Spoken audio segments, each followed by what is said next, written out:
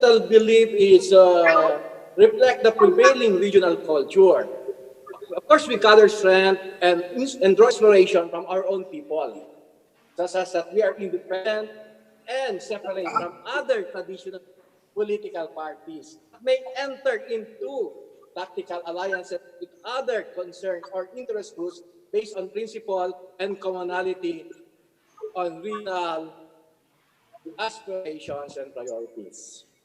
This is the reason why Kusog Bikolandia is sponsoring today's online public consultation on President Rodrigo Roa Duterte Executive Order number 114, otherwise known as the Balik Probinsya Bagong Pag-asa Program or BPPP. This is an important measure that can have a significant impact on our future. So what is our objective for this event? Basically, we have two goals. First is understanding Balik Probinsya, and the other is enabling Bagong Pag-asa. Under understanding Balik Probinsya, we aim to increase awareness and understanding of the Balik Probinsya Bagong Pag-asa goals.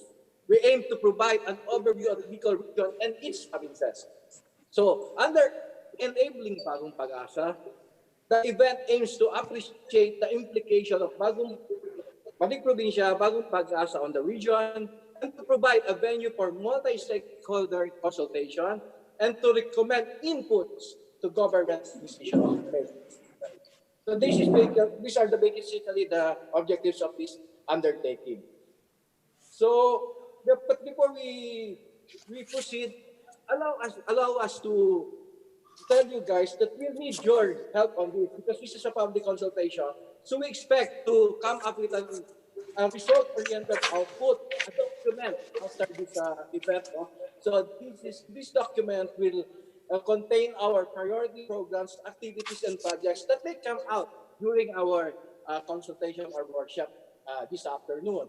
From which this will be consolidated and will be submitted for possible inclusion in the Regional Development Roadmap, for which our Bureau on Regional Development Council, regards to Mayor Noel Dusal, will accept this, no? Or will listen to our result document. So that is our expected output for today.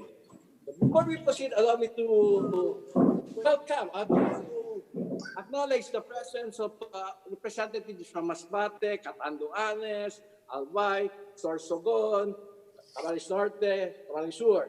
I think we have a lot of mayors here and former mayors. We have leaders coming from the academe, from from the civil society. I think I have seen former Mayor Ginobatan, Mayor Christopher Jacob Flores. I think Jose Panganiban Mayor Ariel Non is also here. And the administrator of the province of Albay is also here, Administrator Vega. So we are really elated of your presence tonight. To kick off the program, allow me to welcome our very own chairman, and I think he's an incoming regional director, Attorney To the founder and chairman emeritus of Kusog Bikolandia, my compadre, Sir Noel De Luna. Good afternoon, sir. Mariners Polytechnic Colleges Foundation Kanaman, my junior brother, Carlo Jimenez, the Vice President for Administration. Of course, we have here the Vice President for External Affairs, our friend also, Sir Nap Mahente of this school. Good afternoon, sir. We would like also to give our heartfelt gratitude to Dr. Marilicia Ampuan, the President of the Mariners, and Dr. Gabriel Jimenez, the Executive Vice President of Mariners for today's activity.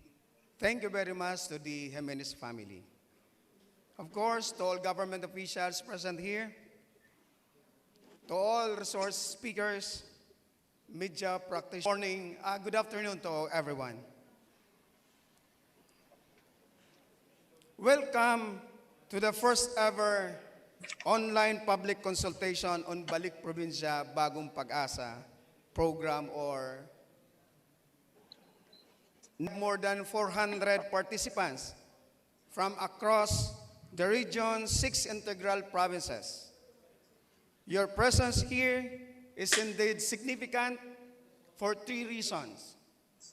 First, despite the many reasons for you to excuse yourselves so you could enjoy being at home or at work, you actually opted to join us at this event. Second, despite the need to improve our digital infrastructure in the region, you endeavored and successfully found a way to connect with us online today. And third, despite the MGCQ or JCQ restrictions and protocols, you all decided to be with us, even if we could only wave at each other through that tiny window on your screen. We are elated with your presence online, and of course, those who are present in this hall. It means so much to us and for all our beloved Bikolandias. How I wish the pandemic is over so we could once again shake hands, ladies, or at least come physically face to face with old and new friends alike. But the present crisis is nothing that we cannot overcome. In the midst of adversities, we must start doing what's necessary, then do what's possible. And soon enough, we could be doing the impossible. Today, we are gathered here because of Executive Order 114, an important yet seemingly ambitious goal of achieving a balanced regional development that would in turn afford every Filipino a comfortable, secured, and stable living.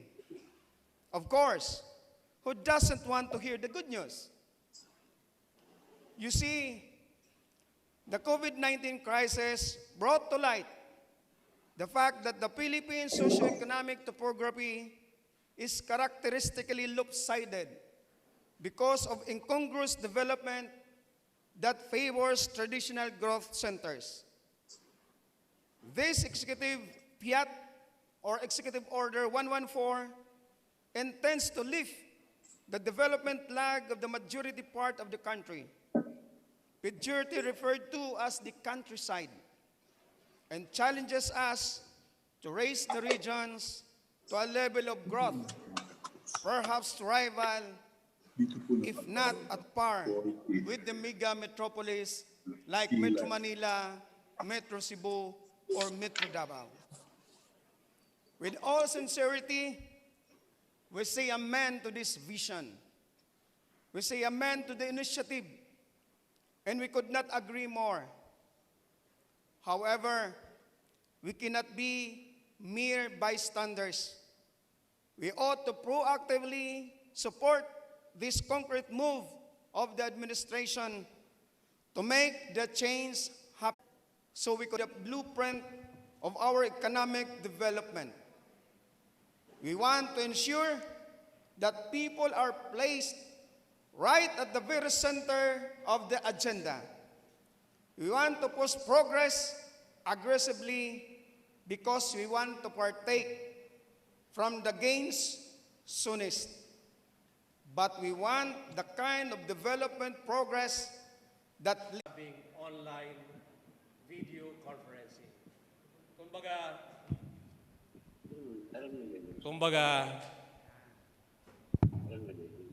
dahil bago, igwapang inapon ng mga birth pains. So, these are one of those pains na kay Puwanta po na mamatian sa mga ganyan.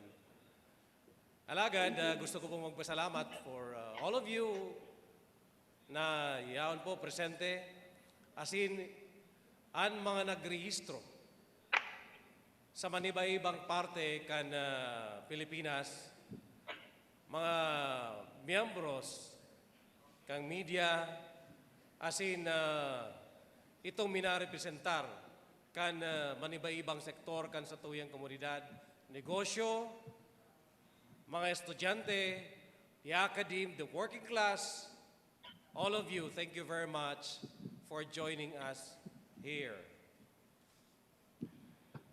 A few days ago, a colleague and fellow journalist, Melo Acuña, sent me an email expressing his mixed thoughts on the Balik Probinsya Bagong Pag-asa program.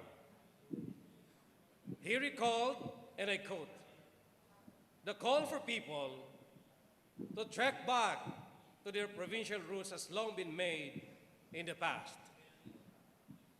But he noted that attempts by previous administrations to lure people back to their provinces ended in failure because they failed to bring the government to the people.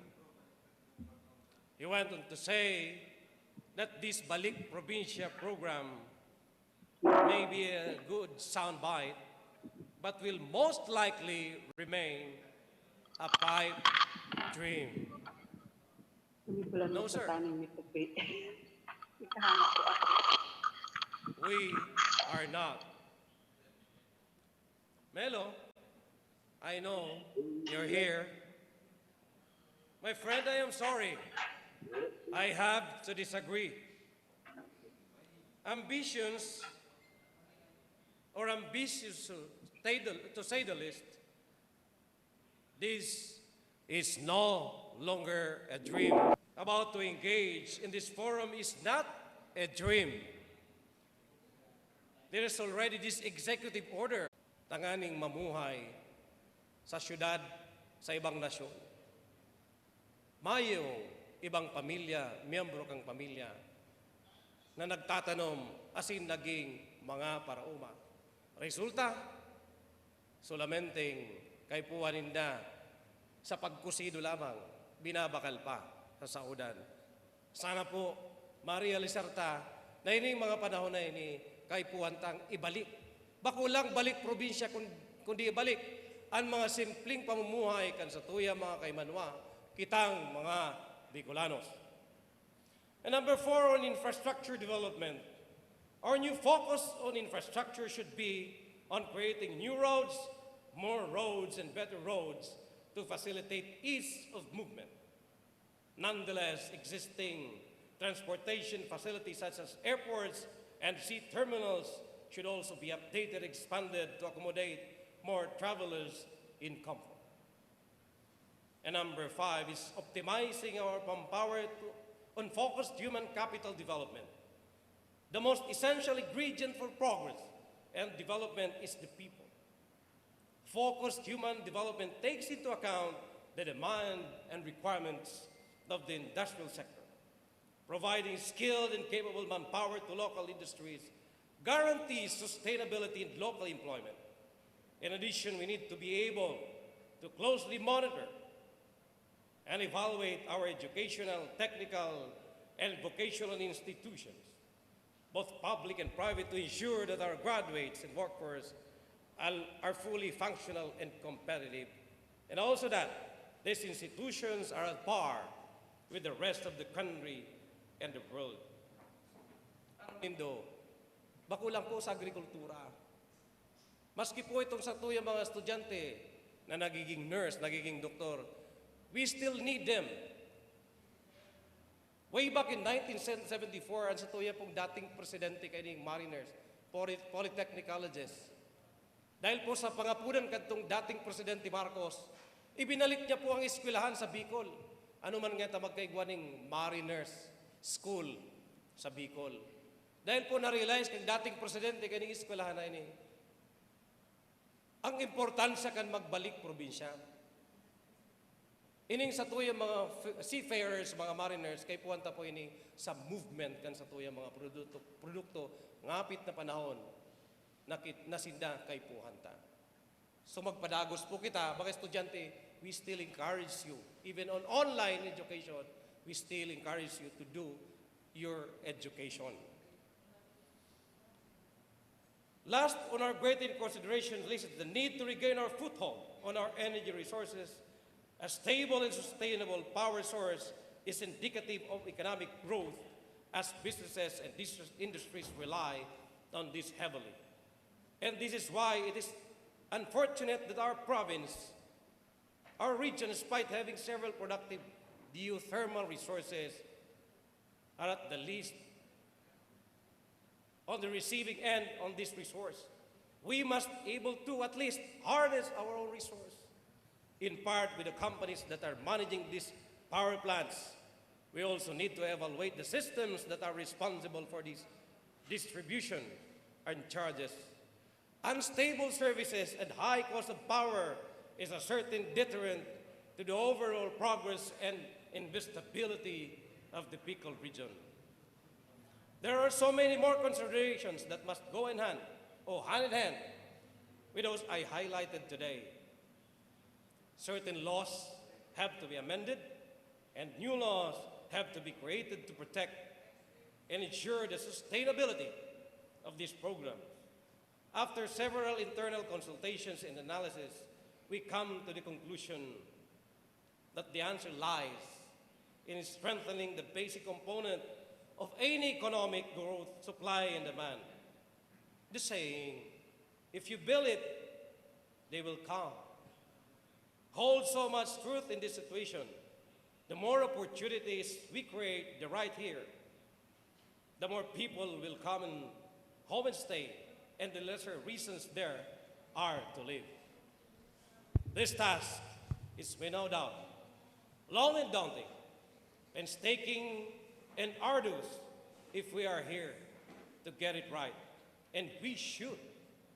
We cannot take this challenge lightly if we demand to see the change and progress. My fellow Bicolanos, this is no longer about politics, nor theirs, nor our presidents, nor our senators.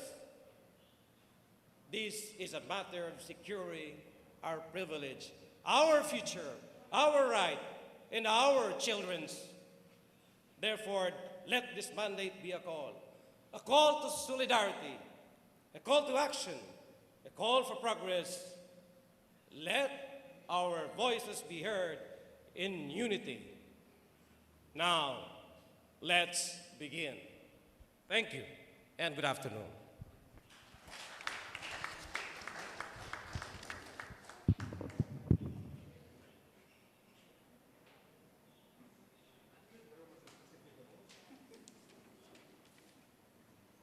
Thank you, Chairman Sir Noel De Luna, for that very inspiring opening remarks. So let us, actually, supposedly we are expecting Senator Christopher Lawrence Bongo today, but unfortunately, I think he will not be able to make it. At any rate, we have here today to represent Senator Bongo, the National Housing Authority General Manager, and at the same time, the Executive Director of the Balik Probinsya Council, that was the June Escalada of the National Housing Authority. Welcome, sir. Thank you. Good afternoon, everyone. I am June Escalada, the Executive Director of the Balik Probinsya Bagong Pag-asa, and at the same time, the General Manager of NHA. So I have been tasked by our good Senator, Senator Bongo, to read his speech and probably later also share some of our initiatives already as far as Balik Probinsya Bagong Pag-asa. So allow me to read the speech of the good Senator Bongo.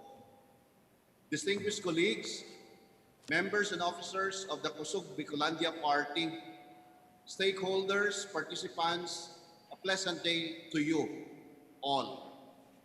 From the beginning, I have always envisioned a Philippines that is truly progressive in every corner of our archipelago.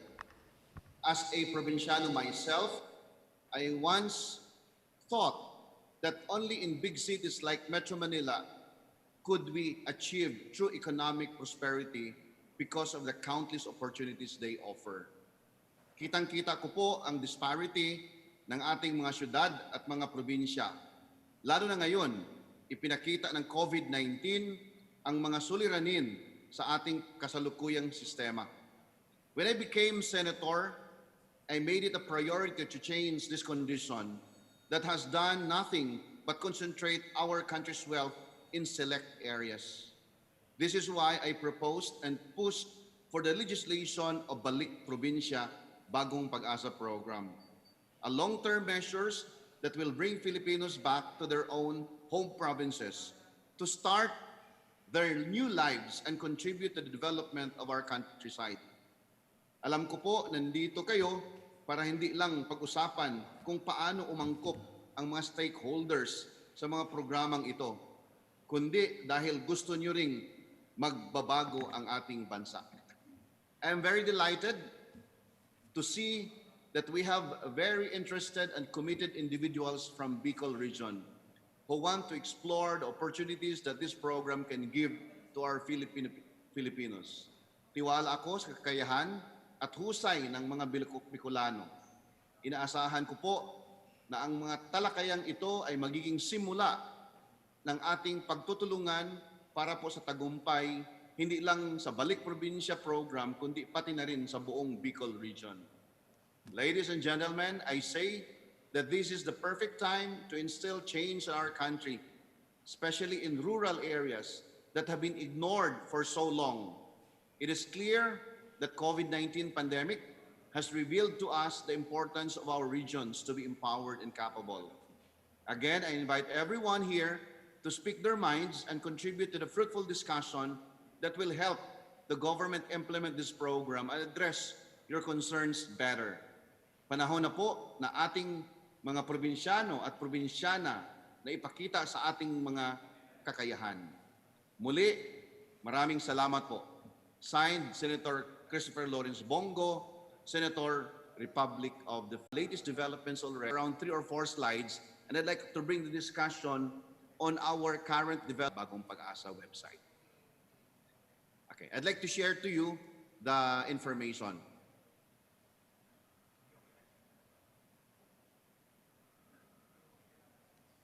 The balance between urban development and rural development. Just like Senator Bongo and our Davao City and City Administrator and a lot of my functions before were geared toward the special projects of the President, the former Mayor of Davao City.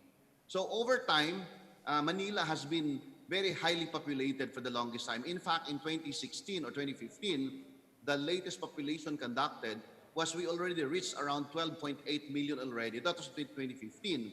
Plus another 5 years, it's 2020 already.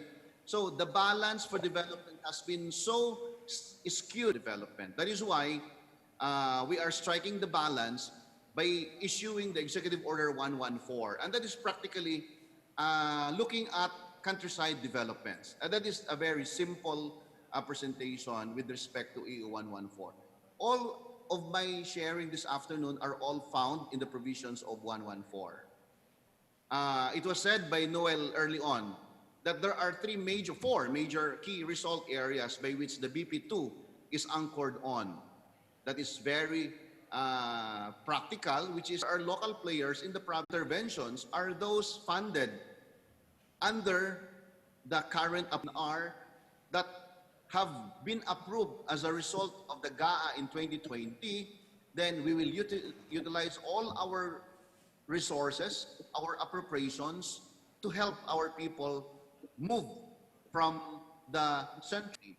And the premise that our Senator Bongo is trying to emphasize is that there is no coercion in the application to the program. You have to voluntarily apply and you are informed and willing. So there is no sort of, and therefore, from today until the end of December of 2020, our agencies providing employment, providing housing and livelihood, as well as the new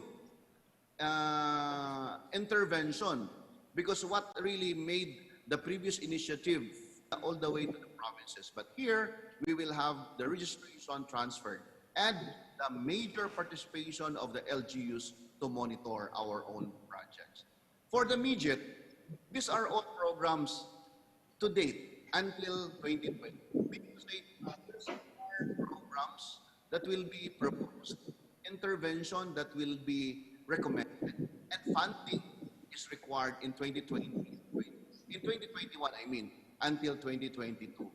So agencies, we will have to advise them to creatively recommend already what are their recommendations and proposals to support the BP2.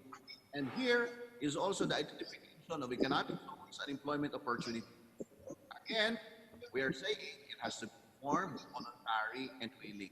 And on the other hand, for government services, we also added institutional facilities of education, health, as well as peace and security. Because later, you will see the dashboard of our Balik Probinsya Bagong Pag-asa that most of the provinces, the top 5 provinces, are all from Visayas. And that is simply attributed to what happened during the Yolanda, in the Yolanda War from Iwan Samar, all the way to top 5, were all provinces, cities, and municipalities Yolanda 7 years ago. Here, the second top 5 are all provinces coming from Mindanao because there was issue and security as well as peace. So we would like to address that in the immediate intervention. And the ways forward is where people really would love to see. And in fact, I was saying then to the BP2 Council that this cannot be even achieved during the time of the President Mayor Rudy Duterte. This can be generation after generation, administration after generation. Because to me, as a Davaoeño myself, Davao became Davao over the last 80 years. Cebu became Cebu over the last 100 years. Manila became Manila over the last... Our Congress will be in Cebu. Our judiciary will be in Davao. These are indirect proposals of government themselves, ourselves, within which we can help decentralize the powers and functions to the regional level. Of course, the tax exemptions on business, agriculture, tourism is also part of our long Mindanao, and this will require policy shifts as well as legislation.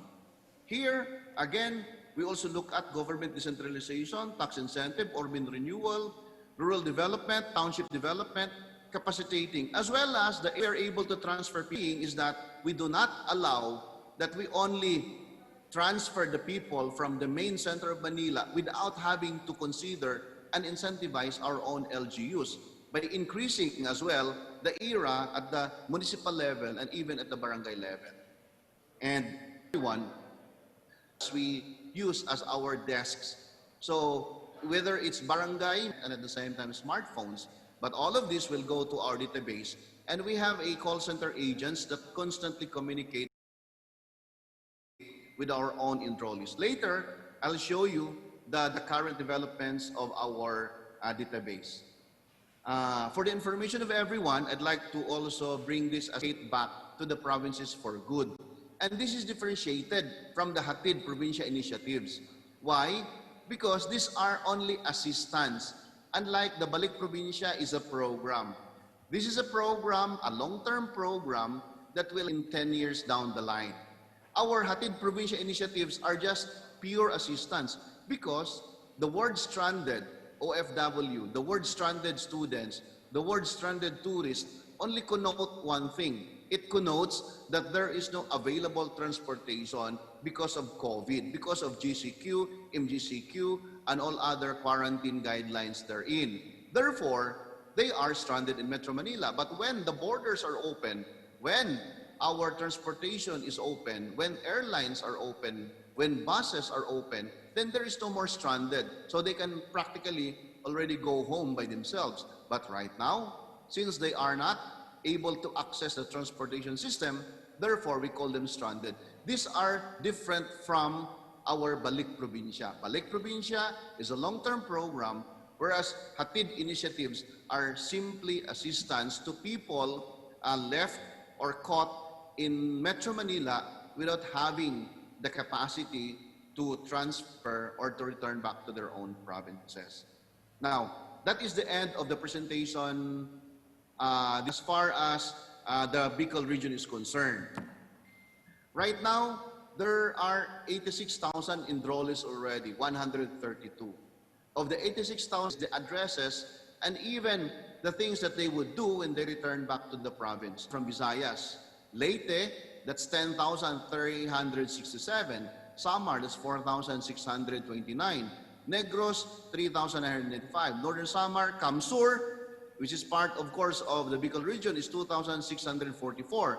Eastern Samar, 2,500, and down the line. If I click view all, you can see all the provinces under the in which you will see how many are already enrolled in your own provinces and even in your own. Now, we have here questions actually. Of the 86,139 are in the Bicol region as well, or in the other provinces. I think in the case of Albay, Kamsur, Cam Norte, Sorsogon, Catanduanes, Masbate, we can already segregate the data. But here is one very good data. We asked them, do you have when you go into our drop-down options, this one is very material when we ask them. This was the suggestion made by Secretary Wendell Abisado. And he asked me, June, please ask them, what do you intend to do to financially support your family in the province? So the higher number is 16%, which is undecided. That is where DSWD will come in for social preparation. We have buy and sell. So DTI will go to these persons and offer training as well as soft loans, as well as catering, construction. Employment is relatively the highest. It's 19.48%. So it means to say that we need to generate more employment in this manner. So pagdating dito sa farming, we have 17%. So that is where the window of the DA, DNR, and DAR to help them get into farming, as well as fishing, livestock, then mechanic, parlor, retail, etc. So another information I'd like to share to everyone is we have a very promising population. Why? Because it's 18 to 25, 26 to 30 years old. This is the number highly employable, able physically because of the age bracket. And very surprising that I noticed, most of them are undergraduate and college graduate. So if we would like to develop Bicol as one major hub for employment, economic opportunities as economic zone, our system is not something that is hit and miss. This is very scientific and very systematic, by which all enrollees, we have the names, we have the contact details, and what do they intend to do when they get to the province. So on that note, I'd like to end my sharing, and hopefully I have enlightened much of our matter of Balik Probinsya Bagong Pag-asa project implementation. So that would be all for now. Message to you, sir. And we have noticed that you have delivered 3 messages for, we would like also to extend our gratitude to Estes Ong for sending you here, for conveying his message to you, sir. And that very important also presentation of the situation in Bicol as far as the Balik Probinsya is concerned.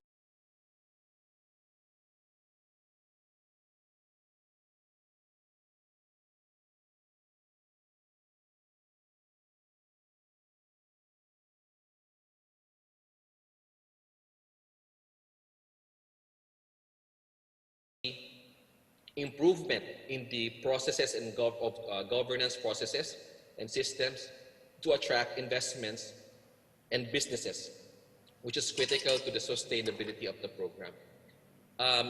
Binanggit ko po kanina yung na kailangan magkaroon ng angat probinsya. And that is critical. And local governments units are critical because only the LGUs have the capacity to create. Malaya, sir, thank you for being with us. And to later on, we will be joined by Chairperson Mayor Noel Rosal. And I've also seen some of my colleagues from SUC board. So I've seen Attorney Attorney Lucila and also Attorney George Sarmiento joining us, and all the other public servants who are here this afternoon.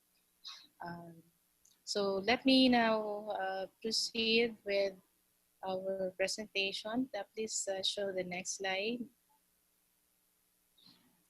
Sir, please, next slide. So I will be proceeding by first giving some technical definitions on the post-COVID new normal.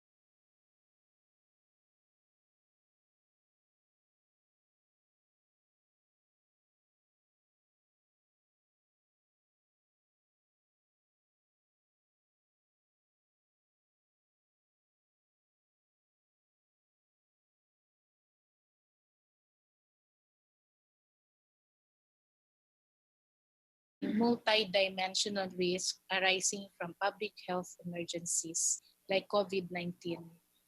So the risks are expected to increase in the coming months. Hindi pa po tayo makakaigi dito.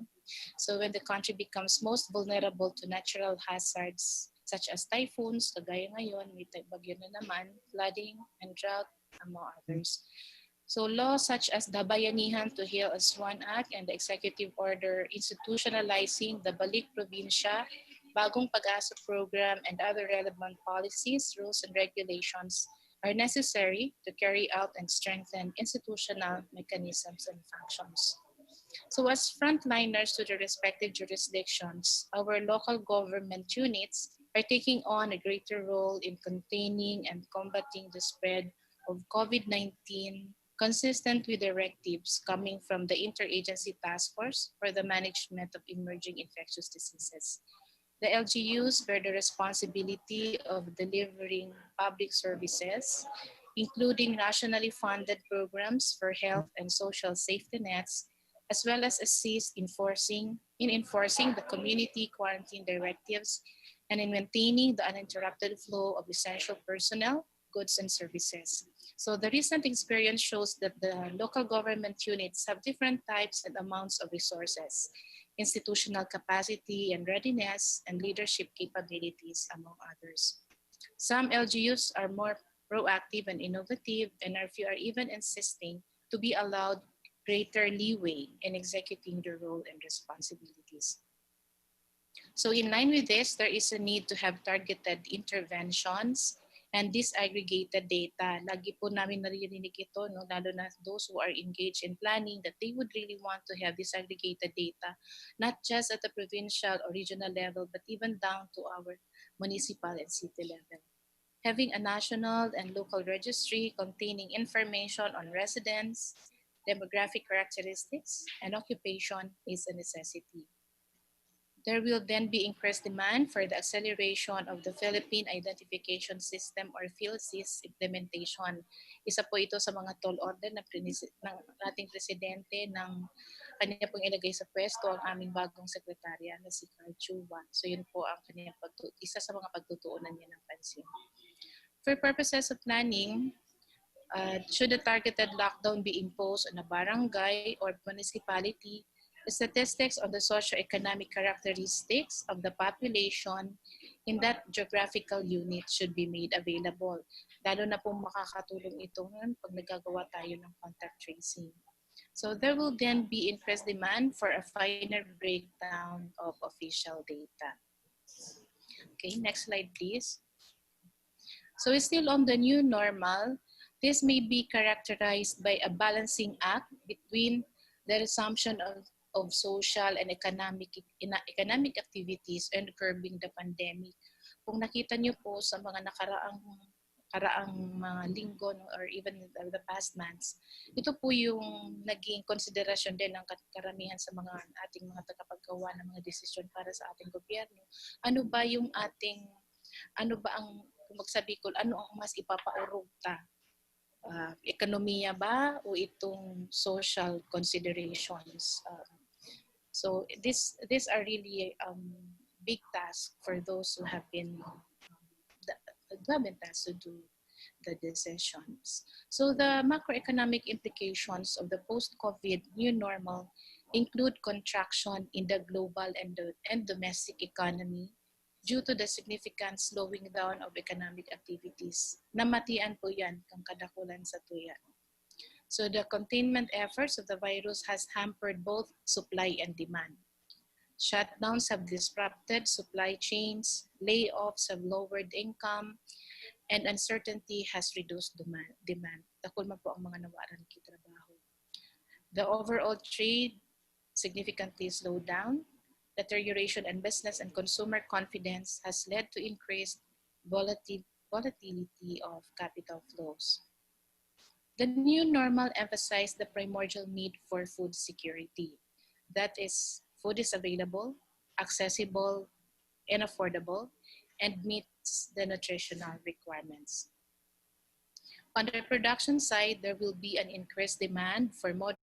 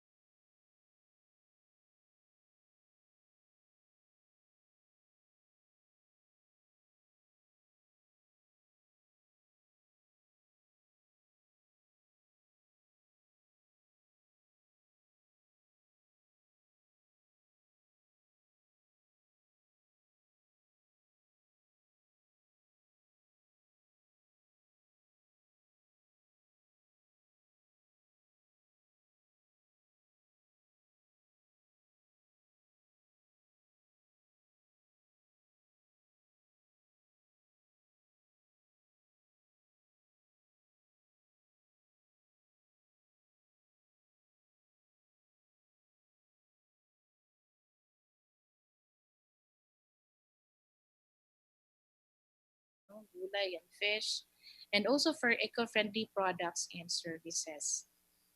Ang iba po naging very basic na rin sa pag-identify kan sa indang mga consumable items. So the new normal also characterizes a shift in business operations. So if you've also experienced na ma-order ka na lang po ng grocery, no? So there is a, you just do it online and they will deliver. So we call that e-commerce. So this will play a big role in the new normal scenario as businesses and consumers increase the use of online transactions, including the expanded use of cashless payment system and other financial technology platforms. So baka po mag-abot ang panahon na card na lang ang gabos na laog kang pitaka, mayo ng kwarta. And strict hygiene and sanitation protocols will be put in place in all establishments. Okay. Let's proceed to the next slide, please. So the new normal is also centered on health and welfare. Hence, there will be an increase in demand for health, nutrition, and sanitation. The reconfiguration of many establishments in the industry and services sectors resulted in a number of displaced workers, including overseas Filipino workers who have been repatriated or are expected to be repatriated in view of the lower global demand. So namamatiyan na po yan, may mga kamag-anak kita na nagbabaralik ng unyan din sa Probinsya. So social activities will remain limited by the need to practice physical distancing.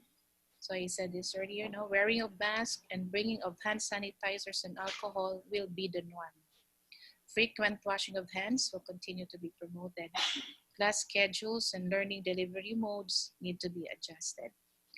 Most definitely, there will be increased demand for health services.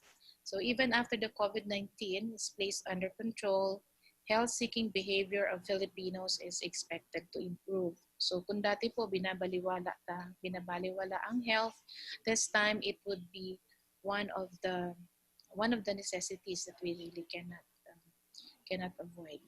So this increased demand also implies increased demand for health workers. However, global demand for health workers is also expected to increase, especially over the short term. Aram taman sa na po baga, nakadaklan pa, maski ang mga nurses, very much in demand po yan outside of the country. So there will be a big demand for that.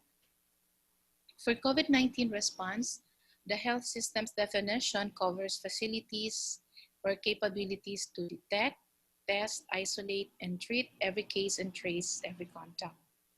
This pertains to health surveillance protocols, testing kits and facilities, quarantine and isolation facilities, hospital beds, and contact tracing protocols. All these require equipment, supplies and materials, and specially trained personnel. So at this point, let me just share that this will be a good opportunity as well, even for our SUCs, to take on the researches towards improving our health systems. Next slide, please. Still on the new normal, so this will be characterized by the shift towards an innovative and technology-driven, and at the same time, a low-carbon economy. So innovation is the thing. There will be increased demand for modern agricultural machineries and innovative technologies on processing and packaging to increase the shelf life of food. With companies, schools, and government agencies implementing work-from-home arrangements, the use of digital technology will increase significantly. In addition, business transactions such as online retail, online banking, online medical consultations, and digital payments will increasingly become a necessity rather than for convenience. So in terms of energy, reliable energy and internet connectivity are prerequisites to support the increasing demand for e-commerce and online activities. So mga nag-iisip po dyan ki mga bagong negosyo, this would be good factors to take into consideration. So even for telecommunication companies and internet service providers may in the short run struggle to keep up with the increased demand in internet usage. Further, continuous, reliable, and clean electricity supply is needed to provide power to the digital infrastructures and computers. So all this need to be supported by a reliable digital infrastructure system, with strong cybersecurity protection. In fact, let me just share with you, no, in yung pong last na meeting ng Regional Development Council, there was a third um, telco that was supposed to be coming into the Bicol region. Naantala lang po ini kang naglaog ini sa tuwing COVID pandemic. But we will continue to pursue this so that eventually we will have better services when it comes to internet facilities in the region. So in the new normal, the interrelationship among public health, technology, and the environment will be given greater emphasis. The ECQ has the congested roads, which resulted in relatively improved air quality, particularly in cities. However, air quality may deteriorate post-ECQ as social distancing becomes the new normal. So people may opt to use their own vehicles to avoid physical contact, which is inevitable when taking public transport such as jeepneys, buses, and trains. Pero hopefully, sana magdakol ang mga magbibisikleta. Ano po? So there will be increase in volume of infectious waste materials as well. So kadaklan sa mga nag-disposable mask na pong pigagamit, makakadagdag po iyan sa waste materials. And also and these are being generated from the household level in the healthcare facilities due to the rising number of COVID-19 patients. In addition, there will be an increase in volume of solid waste from packaging materials brought about by a surge in delivery of food and other essential supplies. Okay, so that's all for when it comes to discussing with you the new normal. Now let me proceed with the banner programs and policies at the national level. So these are all towards working towards the new normal. So what are those banner programs and policies? There are several focus. No, actually there are 4. The first will be on the health systems improvement. So sabi ko nga ni po Kasobago, talagang importante na kung bako ta ini priority dati, this time under the new normal, health will be a primordial consideration. So in terms of policies and strategies that must be implemented, the priority is health and health-related programs. So this would require a detailed action plan on health facilities, personnel, equipment, and protocols to detect, test, isolate, and treat every case and trace every contact. So this would also be to measure to minimize outbreak risk in settings like health facilities and nursing homes, and the measures to prevent disease transmission in places where it is essential for people to go. So the second category for the banner program would be on food security. This will include programs and policies on ensuring unhampered movement of agri-fishery goods and services through efficient transport and logistics system. And this would include online marketing. Utilizing the supply chain regulatory impact assessments and supply chain analysis dashboard will also be one of the policy. And the third would be the intensifying of provision of support services, including pharmacy.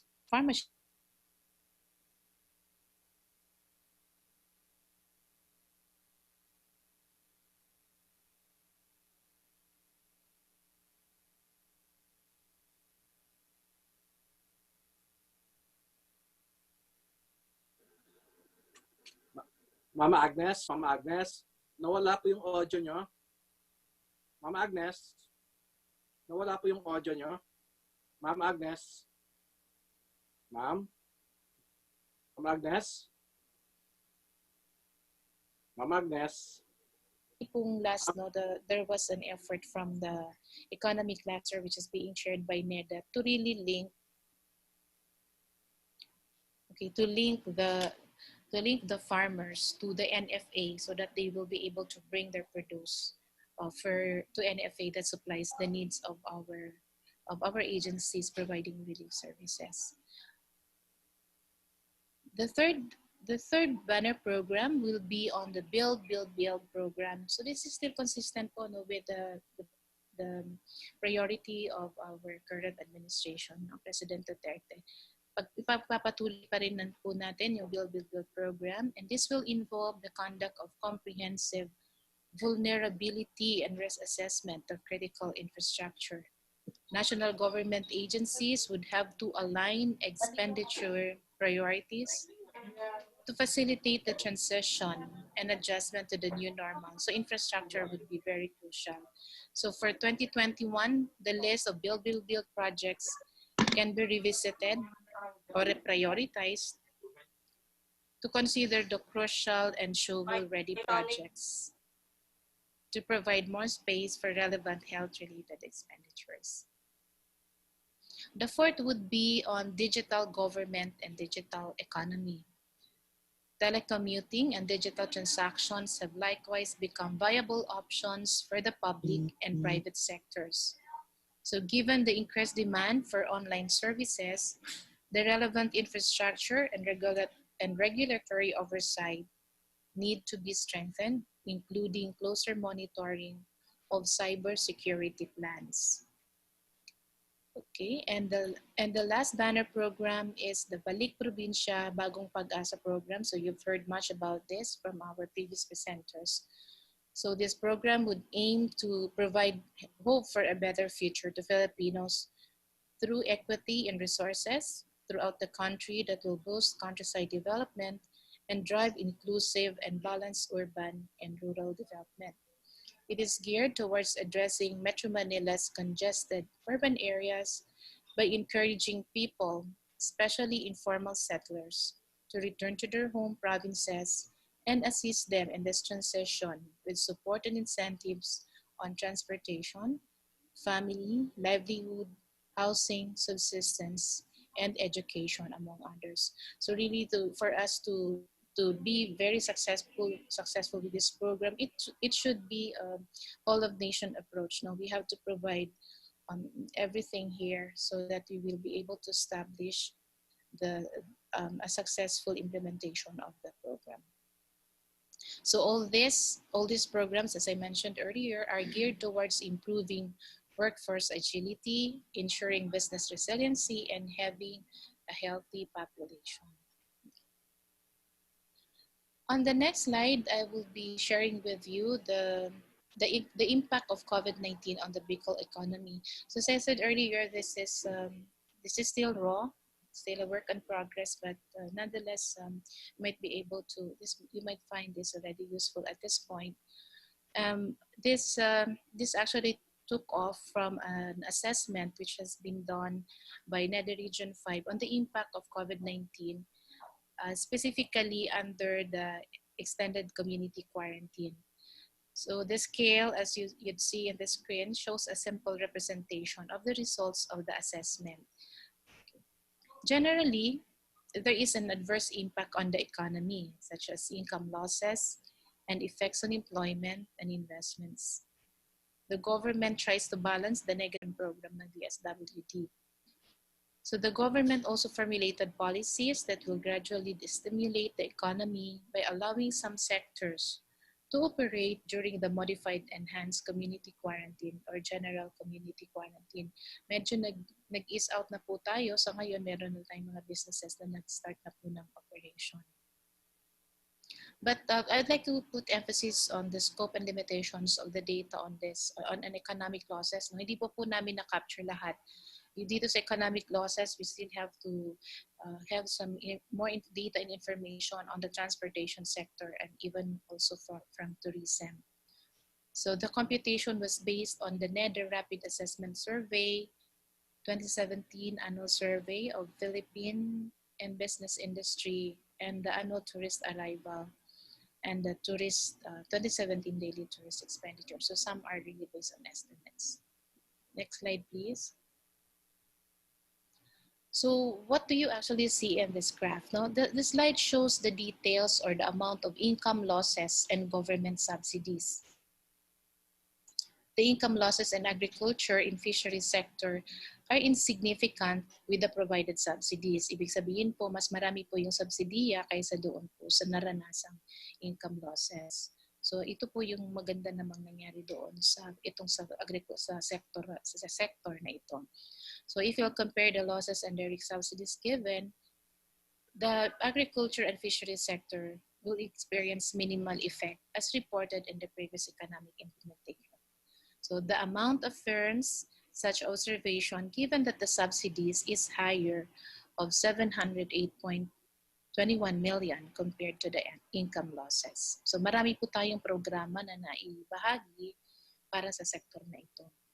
For the industry and service sectors, the total losses are too high compared to subsidies, which resulted to a difference of about 13.9 billion. Dito po medyo maray talaga dito. Marami po yung na-incur natin na losses. Considering the other subsidies, bawa po yung SAP, the total difference between the losses and direct subsidies is about 7.6 billion. Well, it could be noted that Bicol hit a solid 8.9% growth rate in 2018. So maganda po sana yung performance ng ating rehiyon ng nakaraang 2018. With gross domestic product valued at about 187.6 billion at constant prices. So the results of the assessment show that the estimated impact of the extended community quarantine on the Bicol gross regional domestic product is 4.7%. So this means that the ratio between the difference of economic losses and government subsidies vis-a-vis the 2018 gross domestic product at constant prices. So yung variance po in the losses and subsidies is about 7.6 billion. Itong 7.6 billion is the amount that we need to compensate for the losses during the extended community quarantine.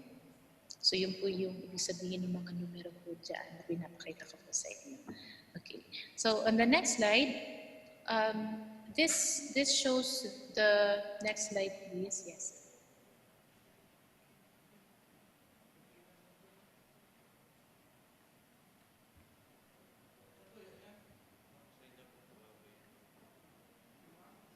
Ma'am, audio mo please, nawawala po ma'am. Baka naiipit yung... Yeah.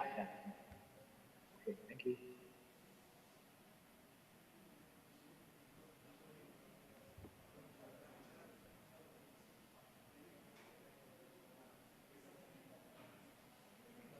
Ma'am, wala pa rin yung audio niyo, ma'am. Ma'am? To serve businesses. Sorry. Nawawala po ba? Am I good? You're good. Go ahead. Okay, thank you. So, Camarines Sur actually has the most number of registered businesses. Okay, so, those that temporarily closed, malaki din po. Expected din siya po. Mas malaki sa Camarines Sur. So, number of workers temporarily out of work, malaki din po sa Camarines Sur. So, that's about 105,000. And also presented in the last slide is the amount of lost sales in terms of volume. So, malaki po talaga din sa Camarines Sur. So, about 2.6 million. Total of about 5.4 million in terms of losses for those establishments, business establishments. Now, on the next slide, we'll show you the subsidies for affected workers.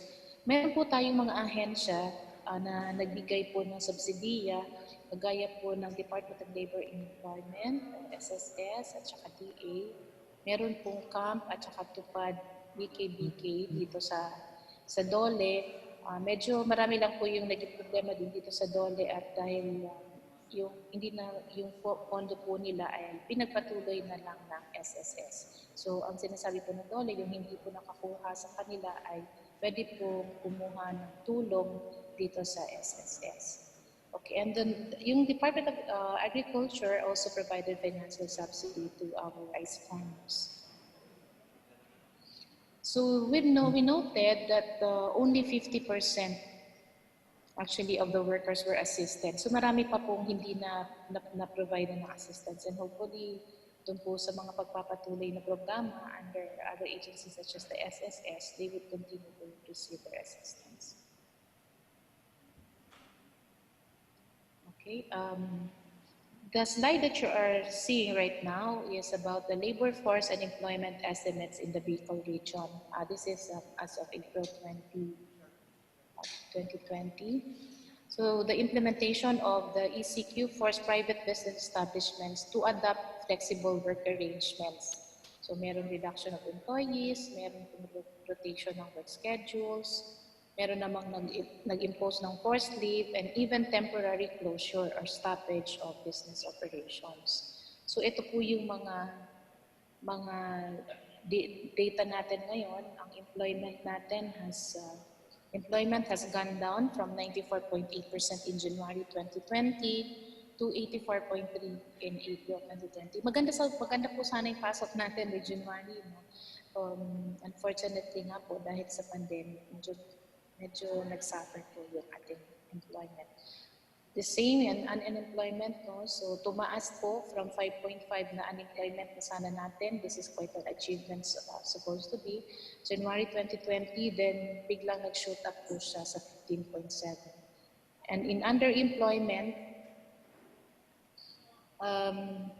yung underemployment po, no?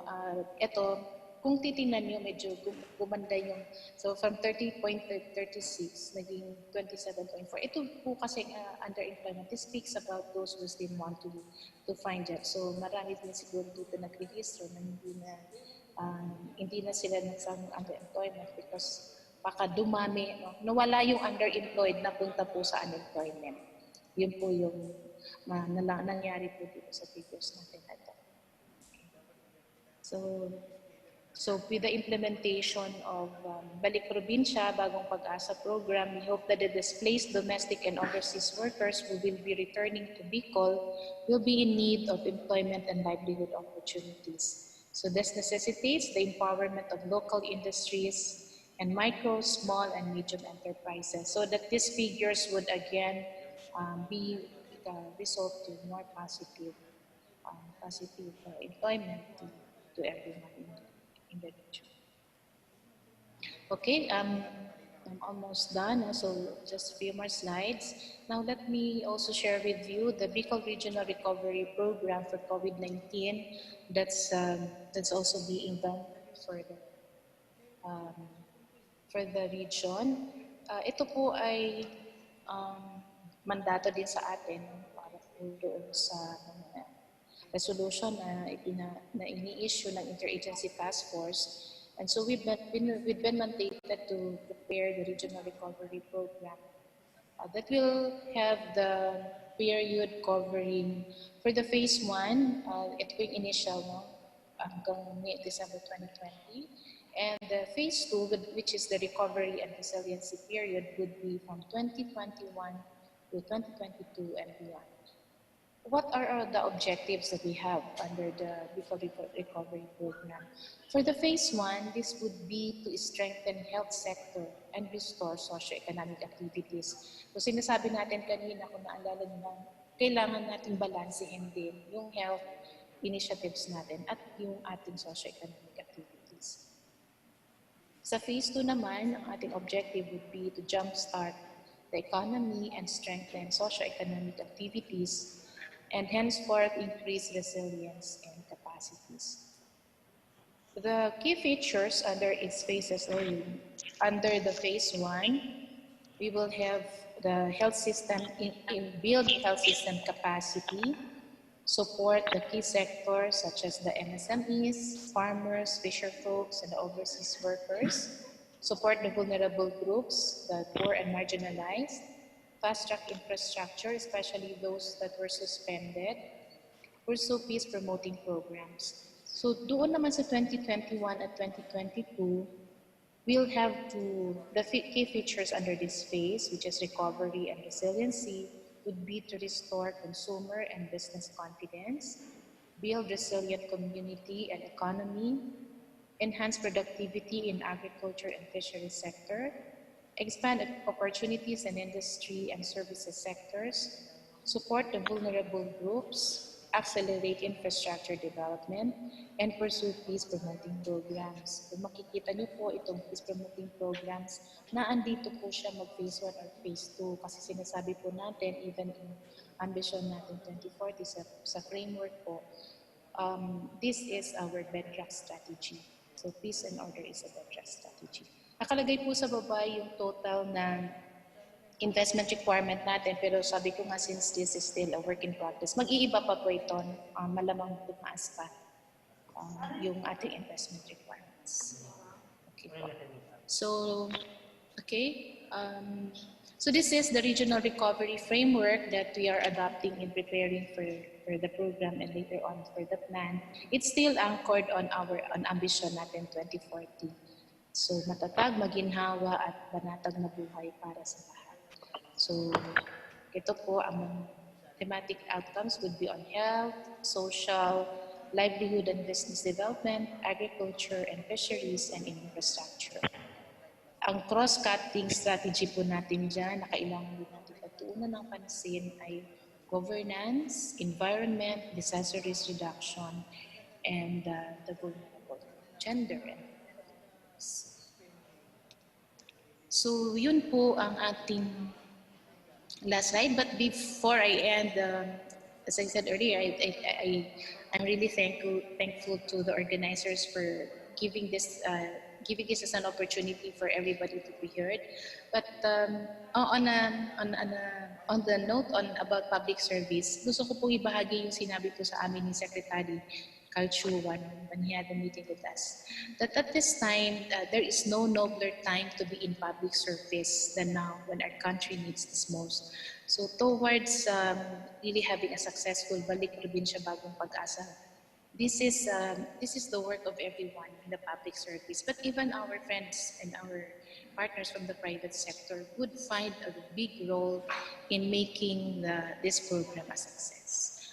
So with that, let me end by saying that indeed we should hail as one. Maray na hapon po sa gabos. Thank you.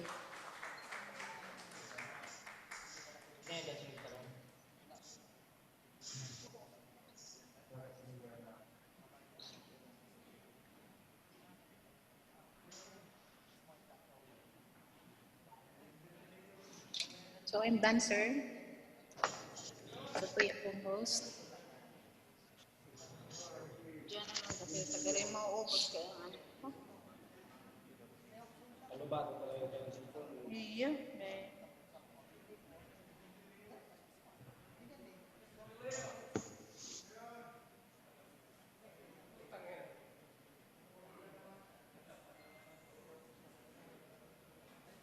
Sir Carmelo, tapos na po. Back to our host.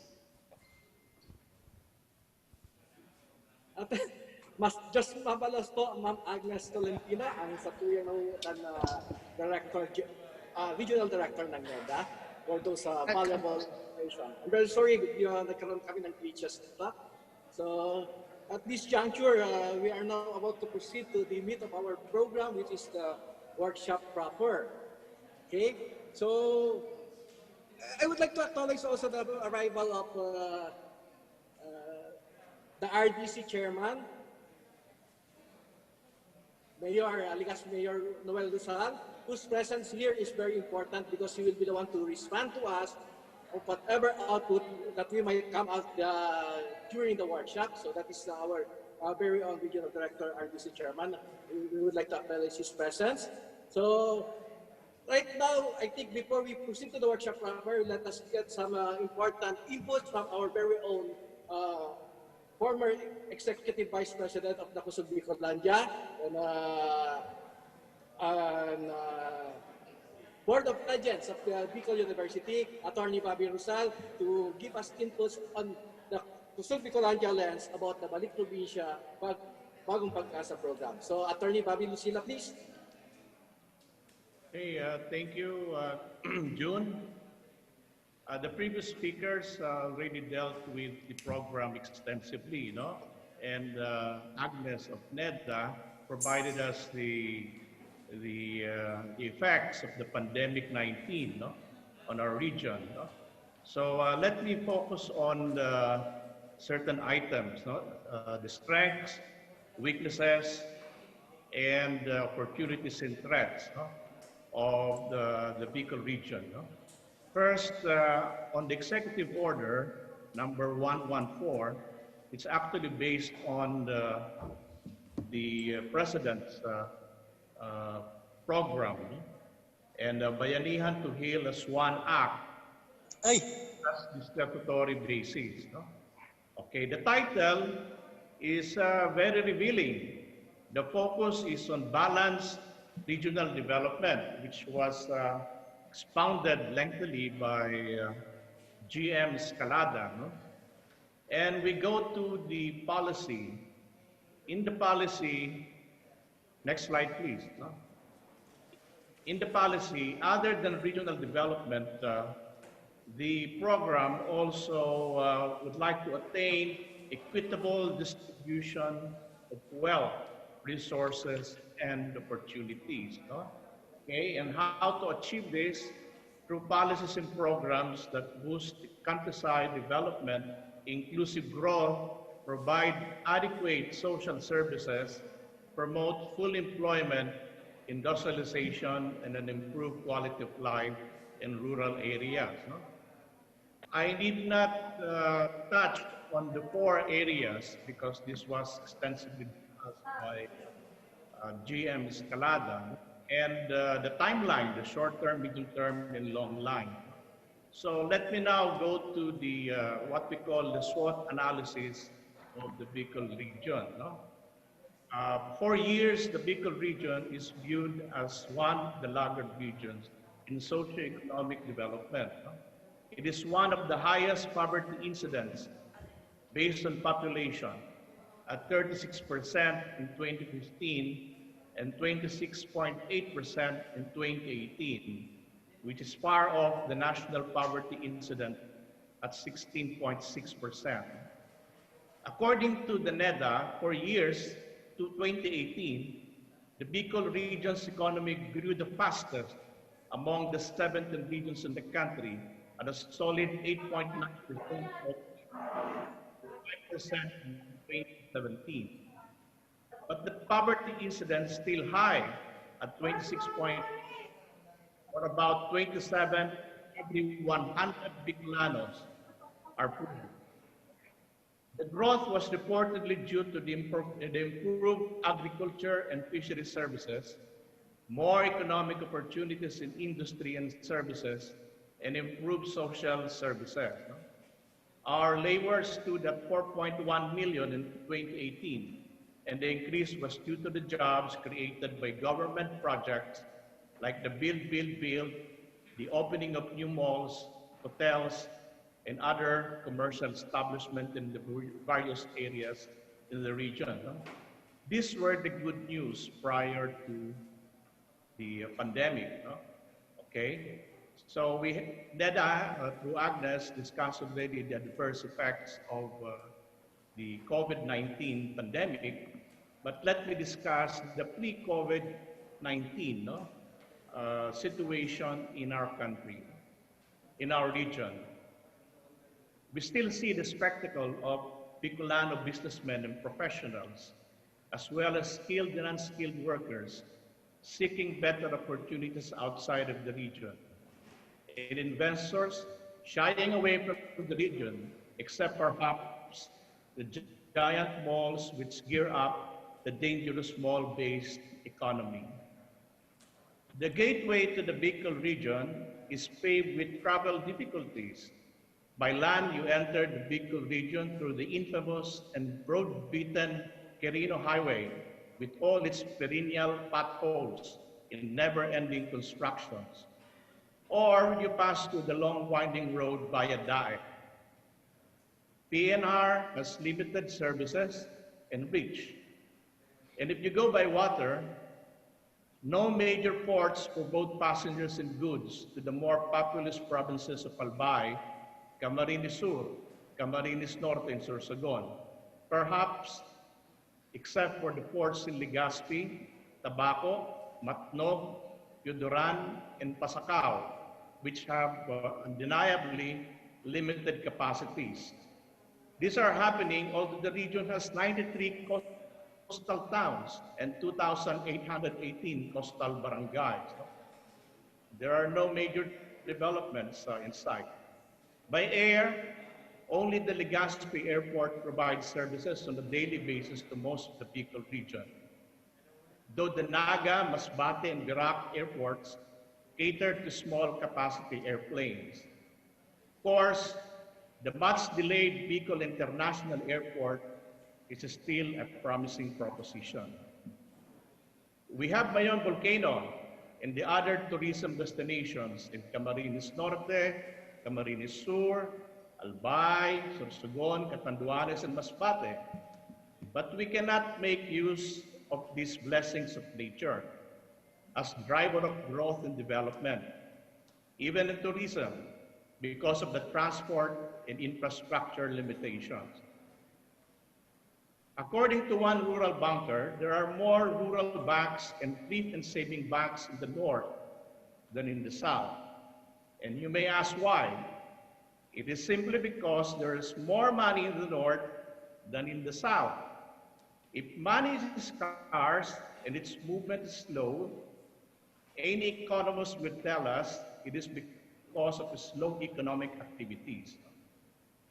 Agriculture in the Bicol region needs to catch up with that of the north. We have sources of electric power in Tuwi, but the cost of power is still too high and power supply is sporadic. There are coal-rich areas like in Panganiban in Rapu-Rapu, or in coastal provinces where hydro and tidal wave power generation may be explored, but investors with serious money have yet to come. We have good private hospitals and healthcare institutions, but we could not maximize their potential because our medical professionals are being drawn to the glitters and alluring economic promises of Metro Manila and abroad. And of course, PhilHealth, with its backlog, is always a pain in the neck.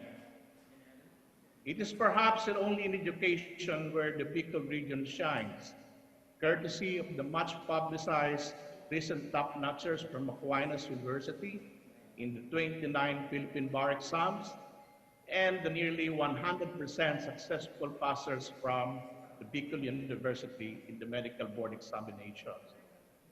In earlier years, graduates top accounting, engineering, board examination. Ano po ba ang kailangan natin gawin para makaawan ng ating mga kababayan sa kahirapan? We will be the host region, pero ano ang sasalubong sa mga Bicolano na magbabalik probinsya dahil sa higpit ng buhay sa Maynila at sa ibang bansa? Ang Kusog Bikolandia ay naniniwala na ang BP2 program ay ang susi sa pagkalas natin sa tanikala ng kahirapan. BP2 program is a rare opportunity for the Bicol region to grow into a strong, progressive, and united region. Now the KB vision. The first is boost inclusivity. Simply put, walang maiiwan, sama-sama sa kaunlaran. The second is create opportunities. Again, simply put, masaganang at magandang kabuhayan at lahat makikinabang. Local government units as policy and program enabler. Sa barangay man o probinsya, ang mamamayan ang bida ng bayan sa lahat ng pamamalakad ng pamahalaan. Now the Kusog blueprint. K, knowledge-driven and digital economy. For us to compete, we should join the digital world. Let us encourage companies like cable companies and satellite providers to provide stable internet services and demand from Smart and Globe such services not only in urban areas but also in far-flung areas. We have a prime asset in Secretary Unasan Bicolano to move this goal. You utilize tourism, education, agriculture for growth and development. As I've said earlier, Mayon Volcano and other destinations for tourism, the recent successes of BU and medical board exams, and Aquinas University Law, and the promising agriculture, although we need infrastructure and facilities, can be pursued. as far responsible development economic progress. No? I'd like to underscore here public health services starting at the barangay level, especially because of our experience in the COVID-19 pandemic. Then open investment and business policy. No? So we have relaxed regulatory policies, more PPP and BOT projects, strengthen SMEs, and I'd like to share with you a lecture excerpt in the public consultation for the review of the 1987 Constitution in light of the initiatives to adopt federalism. That was in 2018. No? Dr. Arturo Corpus, PhD in urban planning, presently with Ayala Corporation, observed that regions with strong metro centers with central business districts lead in socio-economic development. In the Bicol region, we only see Legazpi City and Naga, perhaps Daet or Sorsogon City, to be moving to establish metro centers. Now, the last one is good governance. Of course, and participation. Offline kita una. Umakapi, magkapi, mag-break muna dyan. Ha? Habang nagdadangog kita, may kape po dyan. Yo. Pero nadadangog to sinda. Dahil mo na pag-live feed dyan, ha? Okay. Okay. You have time to do your break. Have coffee, have everything. Okay? Thank you. And again, we have a prime asset in USEC Malaya to pursue and achieve this goal. No?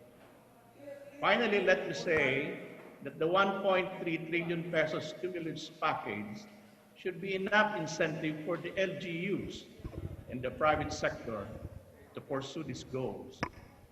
However, and that's a big however, the Bicol region must compete with 80 other provinces in the Philippines. Kaya laban po tayo.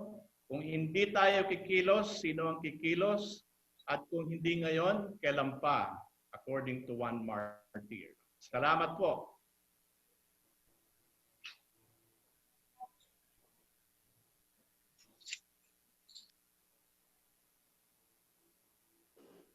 Just Mabalos, Attorney Lucila. Okay, without further ado, let us now proceed to the workshop proper, which is divided into two parts. In the interest of brevity and order, any reactor may propose any proposal, okay, shall be given only 3 minutes to explain his or her proposal. The proposal should be introduced within a context of statement of the problem, followed by a statement of the proposal and the intended results or economic and social impact. This is to give a resource person the chance to seek any clarification, give a reply, and consider the appropriateness of the proposal or to frame the proposal in an acceptable language. Okay? So you will be given 3 minutes. Any reactor, we have 2 discussant or expert discussant today. So at this point, please allow me to introduce our expert discussant on workshop number 1. Ladies and gentlemen, let us all welcome the former Congresswoman representing the Lone District of Camarines Norte, 13th Congress, and Commissioner of the Bureau of Internal Revenue, Attorney Liwayway Vinson Siato. Salamat at maray na hapon. Medyo halay na naghahalat ako. Nanganigar akong boses. Pero I would like to focus on the 2 items that was assigned to me. Supposed to be, there are 4 key result areas for achieving itong pagbabalik probinsya and then yung bagong pag-asa. Empowerment of local industries and food security and agricultural productivity. Let me start my presentation by saying na kadakol akong nadadangog at saka nababasa na mga recommendations, including that of government. But let's really try to understand why are we here, ano ang gusto natang ma-achieve, and how do we achieve it. Let's go with first principles. I don't know if you guys are aware of St. Ignatius Tantum Quantum, which says, if it helps, do it and use it. If it doesn't help, then don't.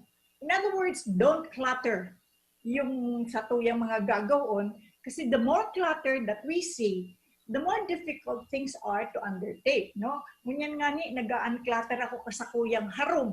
Kadakol pala akong nakuangan mga gamit na pinagkagastusan ko ning mahal talaga. Pero di ko nagagamit ngunyan. I don't want us to see in that condition. So, kung kita maurulay, ano baga ang gusto tang ma-achieve with this meeting, no? Kusog Bikolandia has brought us together, and hopefully we can come together to achieve the Balik Probinsya, bagong pag-asa, kasi a lot of people are skeptical about this program. Sa totoo lang, since the time I was born, ay mahaloy na ito, dahil ko nasasabihin kung pirang taon na ako, that has always been the dream of every administration, to develop the provinces, the regions, no? And sabi nga ni Digdi sa presentation, lalo na ni Attorney Bobby, garo ang Bicol ay nawawalat pagiraray. Sabi nga ni Kayang kasi ang mga Bicolano matatalino pero mga bantod. Hindi ko aram kung katotohanan yan. Kasi sabi kayo, mga ninono mi, ang problema sa mga Bicolano, kasi masyadong rich ang environment, mag-apon ka lang daning buto, matumo na yan. So, garusiwan tamad baga. I hope we have changed. I hope we are focused. So, when we talk about empowering the local industries, kadakol digdi kung pwedeng i-ano mo lang, Jeff, paki-ano mo lang what are the items that are supposed to be recommended. If you can do the PowerPoint, or I can read it, no? These are actually mga motherhood statements na this would already be DRIs. But let's go back to the Executive Order 114, when it talks about encouraging public sector investments and private sector participation that will lead to the transfer or expansion of medium and large businesses, tapos promote local industries that are sustainable and competitive with clear comparative advantage in the locality, leveraging on local skills and resources to support MSMEs for their continued growth through ease of doing business, accessing credit, getting permits and licenses, and paying taxes, fiscal or tax incentives. Tapos ikaapat, itong to support export and domestic-oriented enterprises through increased access to markets.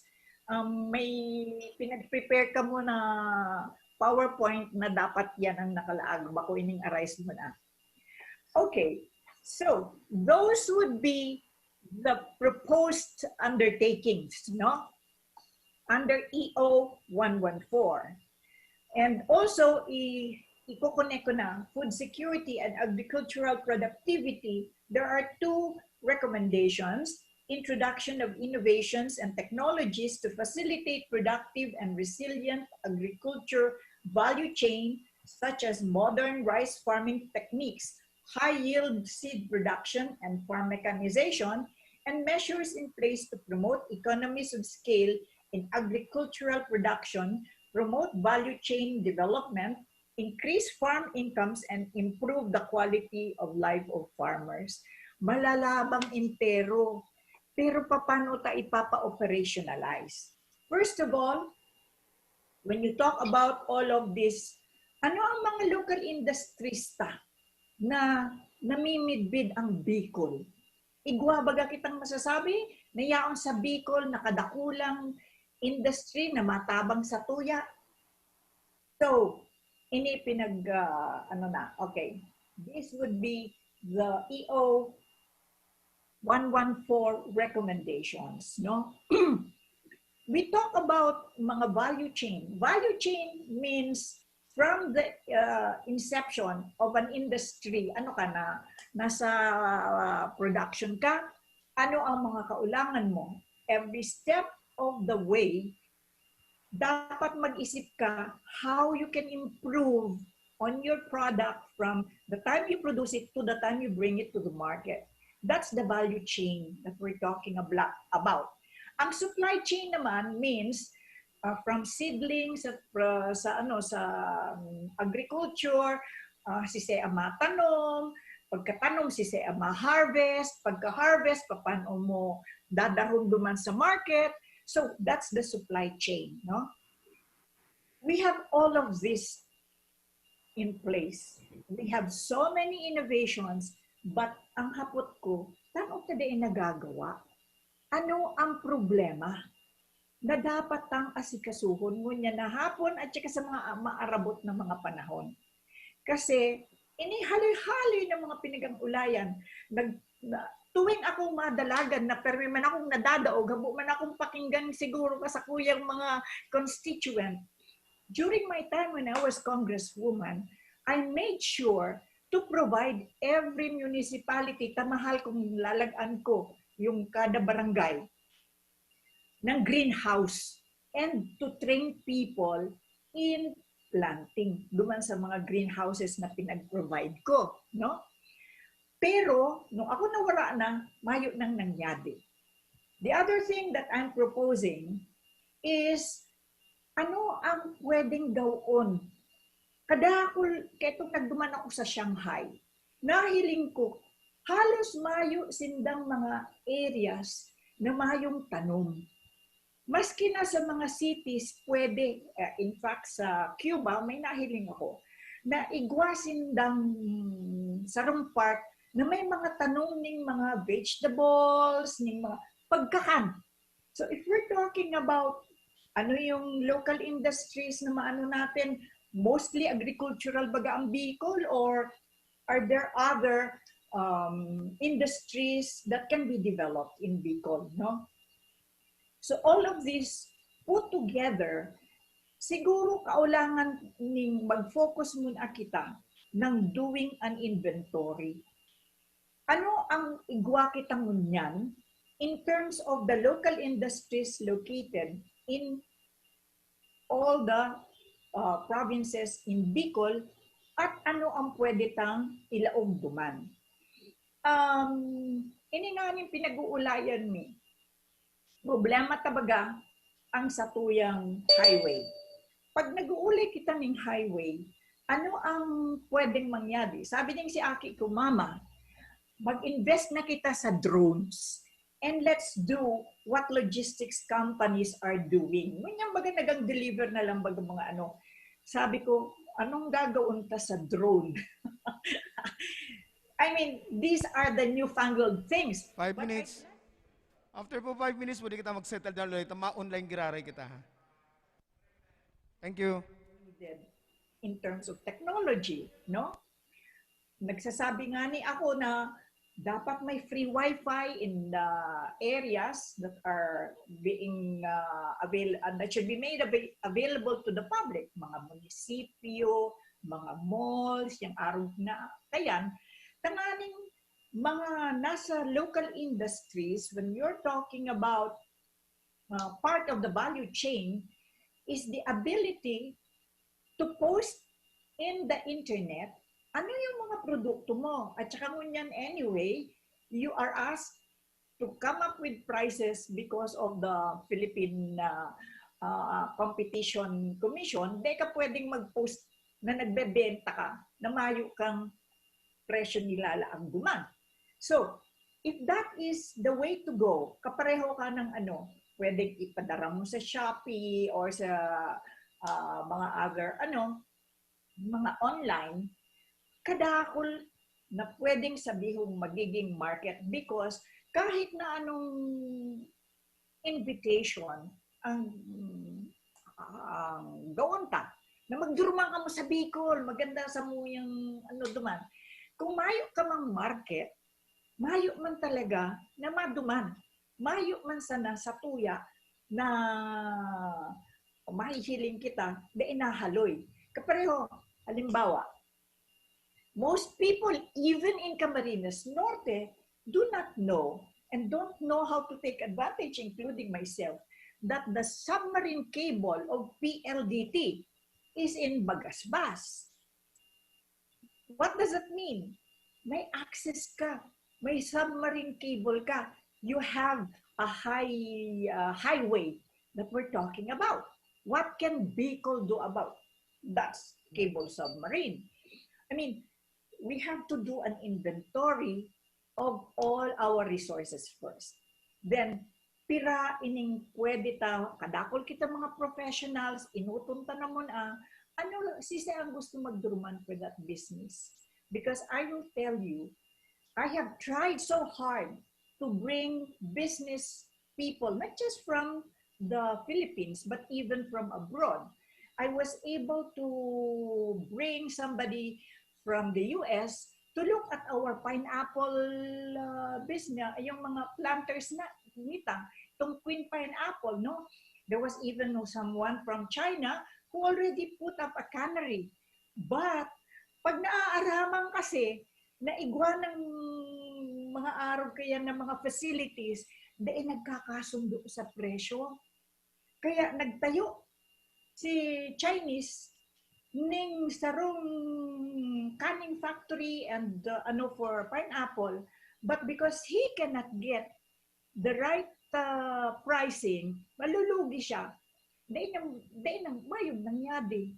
So these would be the issues that we need to address first. We would want to empower the local industries, but if we cannot get over what has been our problem from the very beginning, our being able to cooperate with each other. Would hapot ko, for example, can we get the government to, because it's already what I will be discussing next, and I don't want to go too much on what is being recommended. I would now want to go into something that's in Congress that will become a law that would constitute implementation or operationalization of what is being recommended actually in Executive Order 114. Now, we can proceed now to that law, if that can be expanded, yes. The law is entitled ARISE, Accelerated Recovery and Investment Stimulus for the Economy. Ang sabi nga ni Kayan ay kadakong, ay anong mahidap nga ining batas na ini, takadakol aray. Arise ay, dahil mayong na, dahil ka mo mag-ngirit, garo dahil nakakapangirit ini.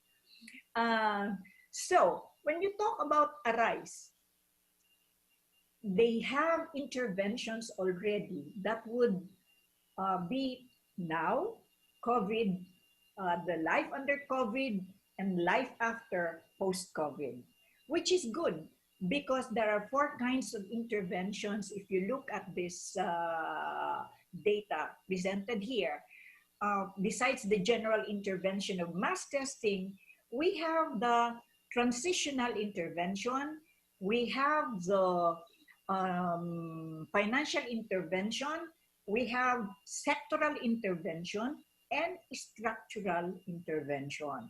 All of this is contained in that House bill, which is awaiting action also by the Senate because it has gone through the 3rd reading na.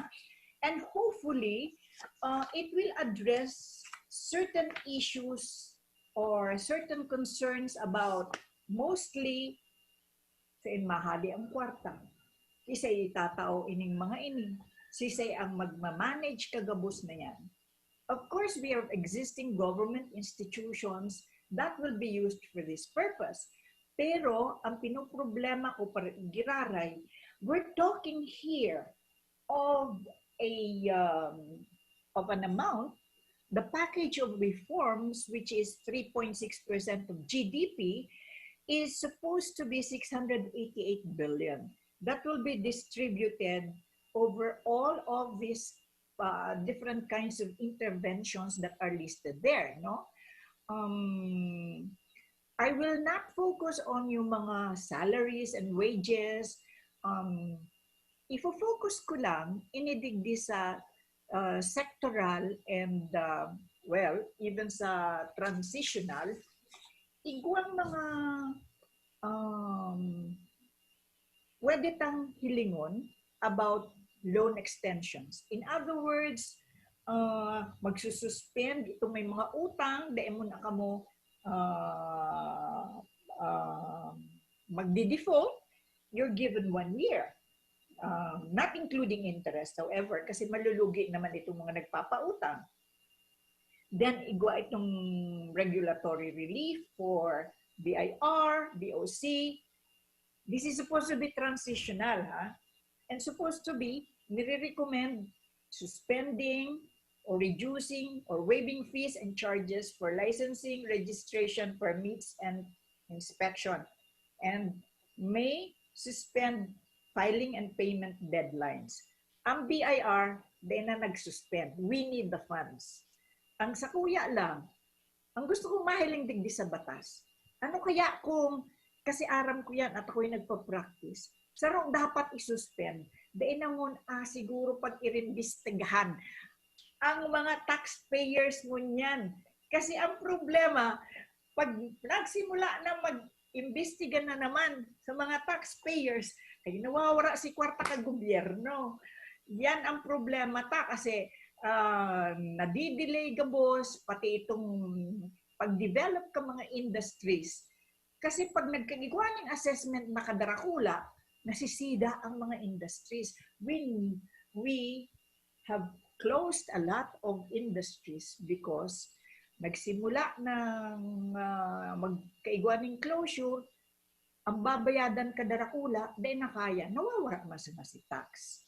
So that is one of the recommendation as former BIR commissioner. Habo kung mayong koleksyon ha, pero there are so many ways of collecting.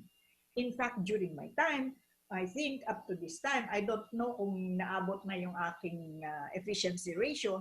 The highest collection efficiency was during my time, na naabot ka Pilipinas ang 17% of GDP. So all of these things na pinag-uulayan mo niya, digdi sa ARISE, hopefully will be of great help, no? Igwa kita digdi na sinasabi na there will be created in the recommendation, no? This,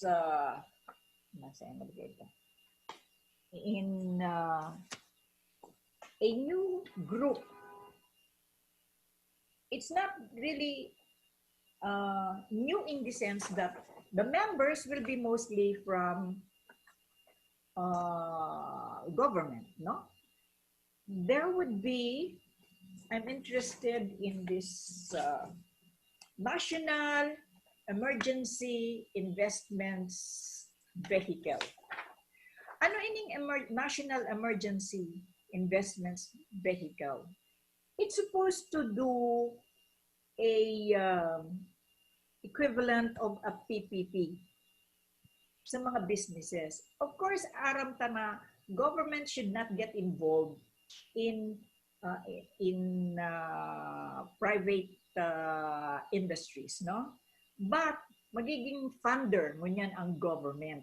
Kung paano malusot dahil ko aram at saka how government would choose, si na naman ang tatawan ng mga funding, yan ang pag-uurulayan pa. But I like to see that this ARISE, which has the holistic, the total composition included in the intervention that would develop the country in terms of the sector. Hello. Balik na po kita dito, ma-online kita. May link ka muna groupings. Ma-online na po kita, kaya balik girara kita. Wear your mask, keep your distance from your seatmate, and avoid congregating.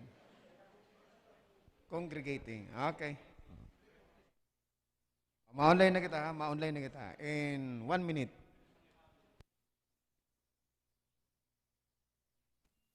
Nababalik baga, nawawara baga, di nakakaabot duman sa padudumanan. And I hope and I pray na ining sa tuyang landas na tinatahak will, with this arise, will get us where we want.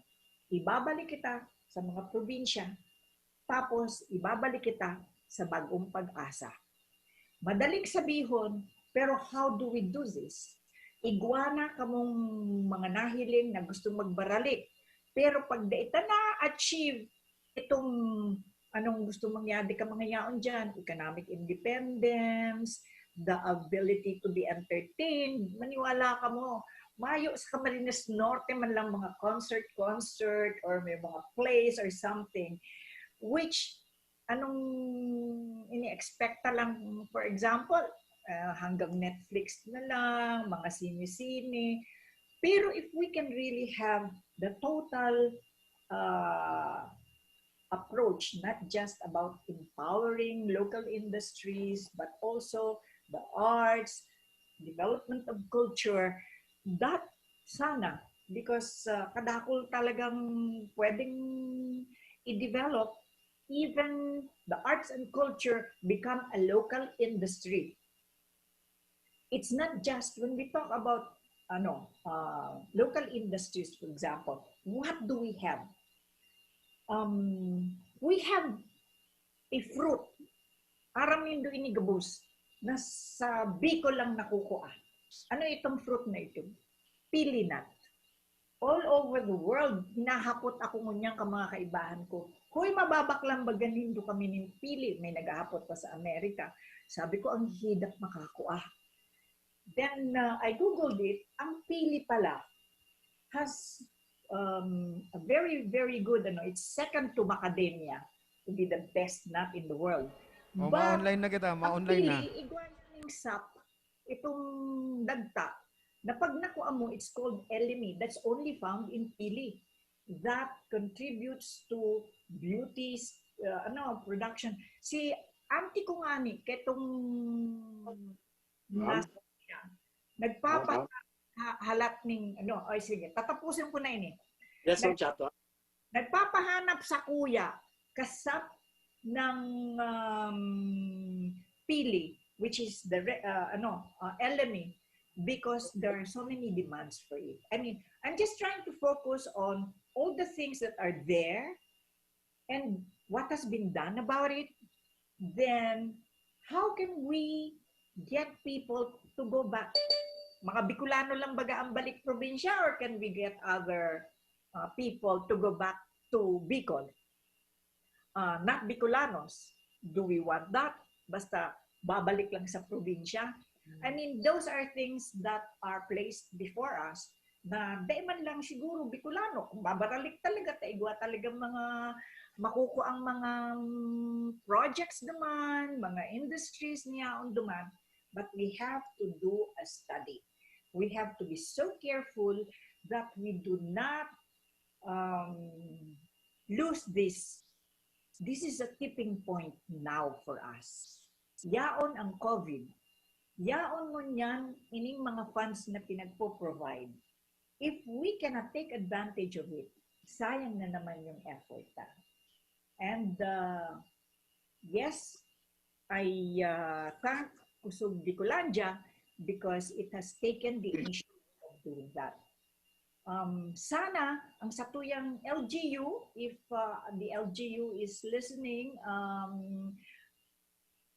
can do something about their local resources, their local needs, how to tell us how we can help.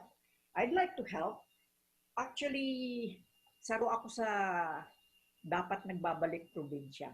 Ang problema ko lang, nakaagom akong bako tagaduman, may sakit ko niyan, at kadaklan ng sakuyang ginagawa, yaon digdi sa Metro Manila. So how can you convince the likes of me and others to go back? That is what we need to discuss. So salamat na maray. June, and all those I have heard about proposals, sana may makuha kita ng mausap na recommend. Thank you, Ma'am Chato. Now the floor is open for any reaction. Anybody may raise their hands at the lower. Okay. I think this is a gentleman from Ginobatan, a former.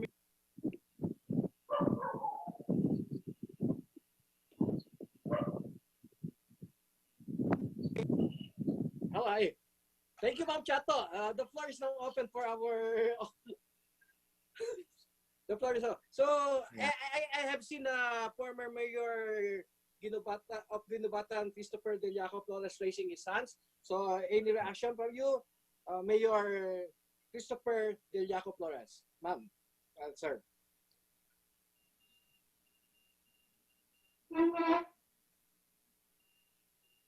May ka na dadangog, Noy.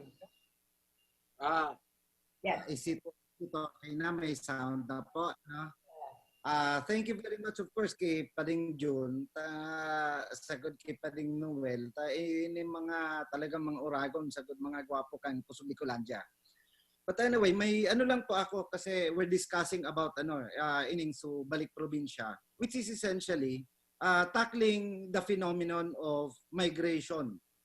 No, and in all the discussions, I noticed na daing historical recounting ng phenomena na ini. So gusto ko lang maano lang before I would proceed, of course, to the discussion of the points that were taken, I would like to give a bird's eye view of the history of migration in the Philippines. To put things in the proper perspectives, because when we study the underlying causes, historical causes, we are able to pinpoint already whatever actions that are needed to be done at the present. Now, ang kuan kaini po, if you look at it, yung mga historical waves of migration kang Pilipinas na nagpuot dito sa Tuya sa Bicol, this is started yung sa Bicol, no, yung migration, earliest inter-island migration in the country actually, no, after sa pagpipling kang Philippines, was the migration of the Ilonggos and ini mga Tagalogs pasiring digdi sa Bicol because of the abaca trade, no? They came in as investors, as traders of abaca. So essentially ang nadigdi? It was jobs, it was economic opportunities, investments. Then ang kwan din kaiyan was another wave of migration was the Ilocanos going to Region 2, to the Cagayan province. And what was the impetus of this? Bakong magayon sudaga sa Ilocos, and the land of in Cagayan Valley was very fertile. So yung mga Ilocanos nag-cross in dakang Cordilleras, no? They went down to Pangasinan, then went up again to Baguio, not Baguio, Nueva Vizcaya, pasiring duman sa Central Plain, Cagayan Valley. They also went up, no, yung coast ninda, pasiring again, so mga fertile rice valleys kang Cagayan.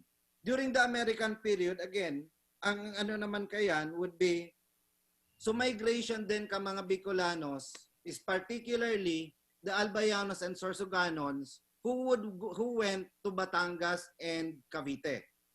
Bakit natatanag duman sa mga Bicolano? It was because of coffee. Okay? Nag-open duman sa mga sa mga coffee plantations, and ang kadaklan na kinua na mga farm workers were from Bicol, no, from Albay and from Sorsogon. Sa Albay, ang dakulon talagang nagduman sa Cavite were people from Ginobatan. Nata connection na it was Tagalog, so So Revolutionary General ka itong panahon, si General Bellarmino. And he brought a lot of Ginubateños to Cavite to take care of the coffee farms there. So essentially, ano itong cause ka migration na ito? It was jobs. Then, pag ano naman kaiyan, of course, nagpuuna so, ano yan, Filipino diaspora, global diaspora. In the early 1990s, so mga Ilocanos were brought by the Americans to Hawaii. And the or apple pickers. So, yan ang ano. Then, the Philippine Republic, of course, ano ang kuwan na naman kaiyan. So, influx, migration ka mga Bisaya, ka mga Ilonggo, pasiring duman sa Mindanao. That happened during the time, especially of President Magsaysay. Now, ano naman ang ano duman? It was land. Again, the availability of land in Mindanao. Of course, kasabay kaiyan, so migration din kan ano Inila, so Cebu, so Davao, etc. etc. Then it also nag-ano na rin, so migration going to the Middle East, okay, to Europe. Construction workers pasiring sa Middle East because of the construction projects there. Mga historical without is because yung ano ini ang Balik probinsya, we're trying to reverse the wave of migration from the urban areas. Ibabalik tagiraray di sa mga probinsya. Now, ano ang naging ano kaini? Na ano was the conditions were present there. Ugwang jobs, whether they were jobs, there were jobs, etc. etc. Now, ang kuan kaini ano ang possibility? Will it succeed in Balik probinsya? There is a big possibility of succeeding despite the failures before. In fact, if you look at it, no, yung examples ng other countries, ang ano ini pwede, give me 2 more minutes. Anyway, ang ano ta kaini kaya no yung kwan, the countryside can actually become the engine of growth. If you look at the Italian and the Spanish examples, wherein ining mga small countryside corporations, small countryside cooperatives are able to generate in Italy 20% of their GDP and in Spain 29% of their GDP. No? Kaya yan di mangyari sa Pilipinas provided that the conditions are present. But kaya nga ni itong si ano ko nasa naman bago mag-repatriate kan mga ano ini kan mga probinsyano na nasa urban areas ngunyan to decongest the cities, the appropriate conditions for employment should be there. Now, for example, ang ano kaya na ano ini ng God, before we start repatriation, that the government invests in the fundamentals of our provinces, meaning investments in technical skills, improvements in public education, increase and easier access to capital, agricultural modernization. We need an economic ecosystem that will support growth in the countryside. We must also strengthen our urban-rural linkages through physical and information infrastructure. We need faster internet in the provinces and improved transport network between urban centers and the countryside. In other words, we need to sustain our investments in build, and make our telecommunications more geographically inclusive. Okay. Now, ang kwan ko lang po kaya I would also like to add na we need a very stable policy environment. And it is not the local governments who will be able to provide this. It's going to be the national government. Okay. Because halimbawa po yung for investments, if you look at it, ang Taiwan, ang Vietnam and Cambodia, which are supposedly socialist countries, no? So definitely bako yan kapitalista, ang approval kang sa indang mga investments sa local level lang is $10 million. So if somebody comes in with $10 million, they are ang nag-approve lang kaiyan bako na national government ninda kundi ang mga city mga provinces and mga towns nila. And di ba, that is not the case in the Philippines. So ito yung kwan ko lang na sana man the appropriate legislation should also be in place. Okay. Okay, thank you. Sige na. Mayor. Yeah, okay. All right. Just Okay. one major point na ano. Another thing na ano yan is sana man yung mga policy makers natin should look into the the challenge of yung labor absorbability of agriculture, because ang labor force na engaged in agriculture is very low. At this time, it is estimated na 1.4 people ang per hectare lang ang na-absorb sa labor force. Now, we can actually push this to 15 kung kung maayos lang talaga yung ang agriculture yung intercropping, yung aquaculture, maayos iyan. By intercropping alone, we will be able to make 1 hectare, 1 hectare of land, farmland, can absorb about 15 workers. So those things sana mahiling iyan kan sa tuyang ng mga policy makers. Anyway, thank you Tabi, alam ko limited time lang. Thank you ning maray pading June kan oras na extension nito mo sa. Thank you, Mayor. Ma'am Liway, your response please.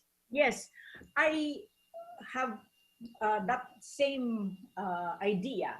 Ang sinasabi ko exactly, you have to prepare yung pagbabalik. Garo ka nagtatanong baga, dapat ang soil ready para duman sa ibabalik mo, duman magtatanong ka, tapos mayo ka nakahanda duman, mayo mangyayari.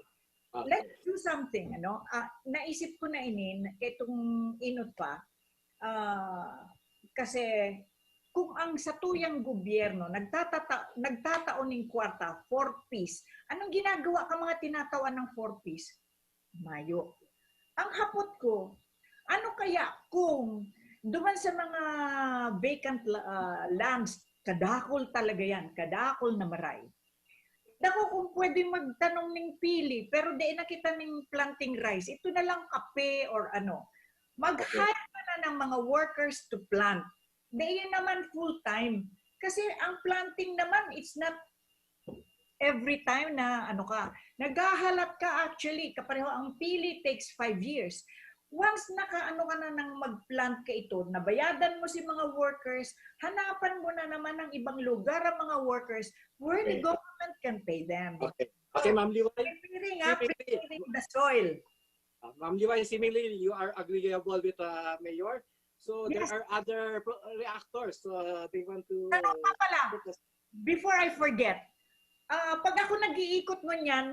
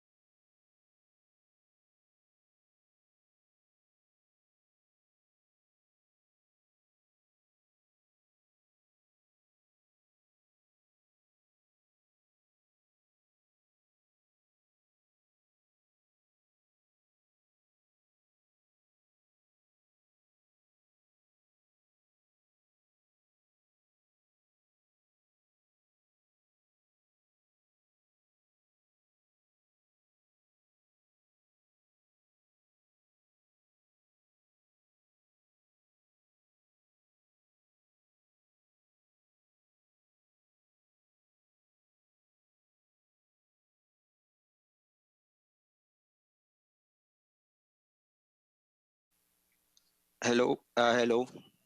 sige lang Raymond, go ahead. Anong reaction mo? What do you want? Pardon, I think for the correction, I think it's Jonathan De Hoya that will be speaking on the next. So this is Jonathan De Hoya. Yes po, sir, correct. Okay, I think Yeah. there are some... Yeah, Okay, so good afternoon, everyone. So first, I'll be focusing on ideas and proposals that are, number one, inherently absent with the present proposals happening. Number two, they have not yet been considered. And number three, can be executed in the immediate future. I've actually done some little research in the past 2 weeks since Kusog Bikolandia launched the competition and program for proposals, and the following is what I have arrived to. First of all, I would like to re-echo and agree with Ms. Shato that we need first to review over the 4 decades of decentralization efforts. It is actually very clear and evident that since 1986, decentralization was started. However, there has not been concrete tracing of what the results have been and where were the backlogs. So if we first if we first plan to hit where the past mistakes were, we would be more efficient and effective in determining what Balik Probinsya needs to do that should not be repeated in the past. There are multiple researches supporting this idea, ranging from Asian Development Bank up to the World Bank and even NEDA itself. Number two is on new investments. Number one, there's a pending bill right now in the Senate. It's the Create Bill. I think if there are any congressmen present, this should be supported extensively, as the Create Bill actually lowers corporate income tax down to 30%. I think around from 50%. The 30% corporate income tax is just 5% short of the corporate income tax of other countries in the ASEAN region. No, it's So 32, Jonathan. 32. So Create Bill would actually lower and put us more competitive with others. But until now, it's just still a bill. Yeah. And number two is that we need to offer more tax incentives in the region that's competitive versus neighboring regions. The idea here is if businessmen are focusing towards NCR, then therefore we need to lower costs in the provinces in terms of managing in setting up businesses. To give an example, actually, also when it comes to financing programs, when we and my peers attempted to start a business, uh, we were actually afraid of all the capital costs. Not until we did our research of available financing programs that were almost 0% interest. So perhaps not all entrepreneurs are much of researchers and when it comes to shopping for financing programs. So if we could streamline it further and empower the promotion of those existing financing programs, many more entrepreneurs that are delayed just because of capital requirements might start to engage. Number two is to loosen foreign direct investment restrictions. It is shown in NEDA back in 2014 articles, along back in October 2019 with World Bank, and also backed up by economist Gerardo Sicat, with toe-to-toe comparisons with Indonesia and neighboring countries. It is the huge restriction on foreign direct investment that has stopped the Philippines from advancing further. So perhaps one concrete action there is to take our Congress people is hitting the problem with foreign direct investment. To be clear, it is the 60-40 restriction. Number three is the targeted investment promotions. In line with the value and supply chain of Ms. Shato a while ago, what we need, I'll give you an example of where the global value supply chain has a problem with the Philippines. When it comes to raw production of products and the early stages, it is done in the Philippines. But when it comes to the finalization and the perfection up to global distribution, most of the raw materials at the mid stage are exported. And then what happens is when they reach international Jonathan, countries, 1 minute. that is where they process. So what happens is we need to empower, one concrete action is we need to empower the local perfection and finalization of our local products. Okay, and very last, we'd like to highlight that on when it comes to human resources, since Balik Probinsya wants to highlight reverse migration, we need to incentivize for businesses hiring individuals coming from NCR. This is to give the idea that, especially in the National Migration Survey of 2018, Bicol has the highest out-migrant towards Calabarzon and towards NCR. So we need first to empower also businesses the idea that they need to hire as well people from outside the provinces towards them.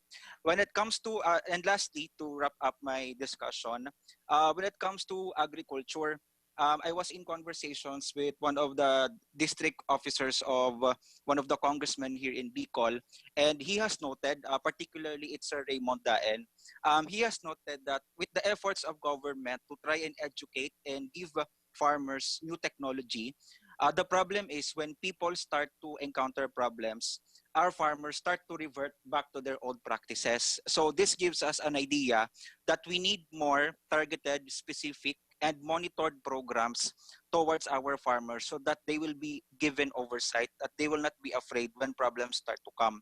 So overall, those will be my points for Balik Probinsya and in relation to Ms. Shato's presentation.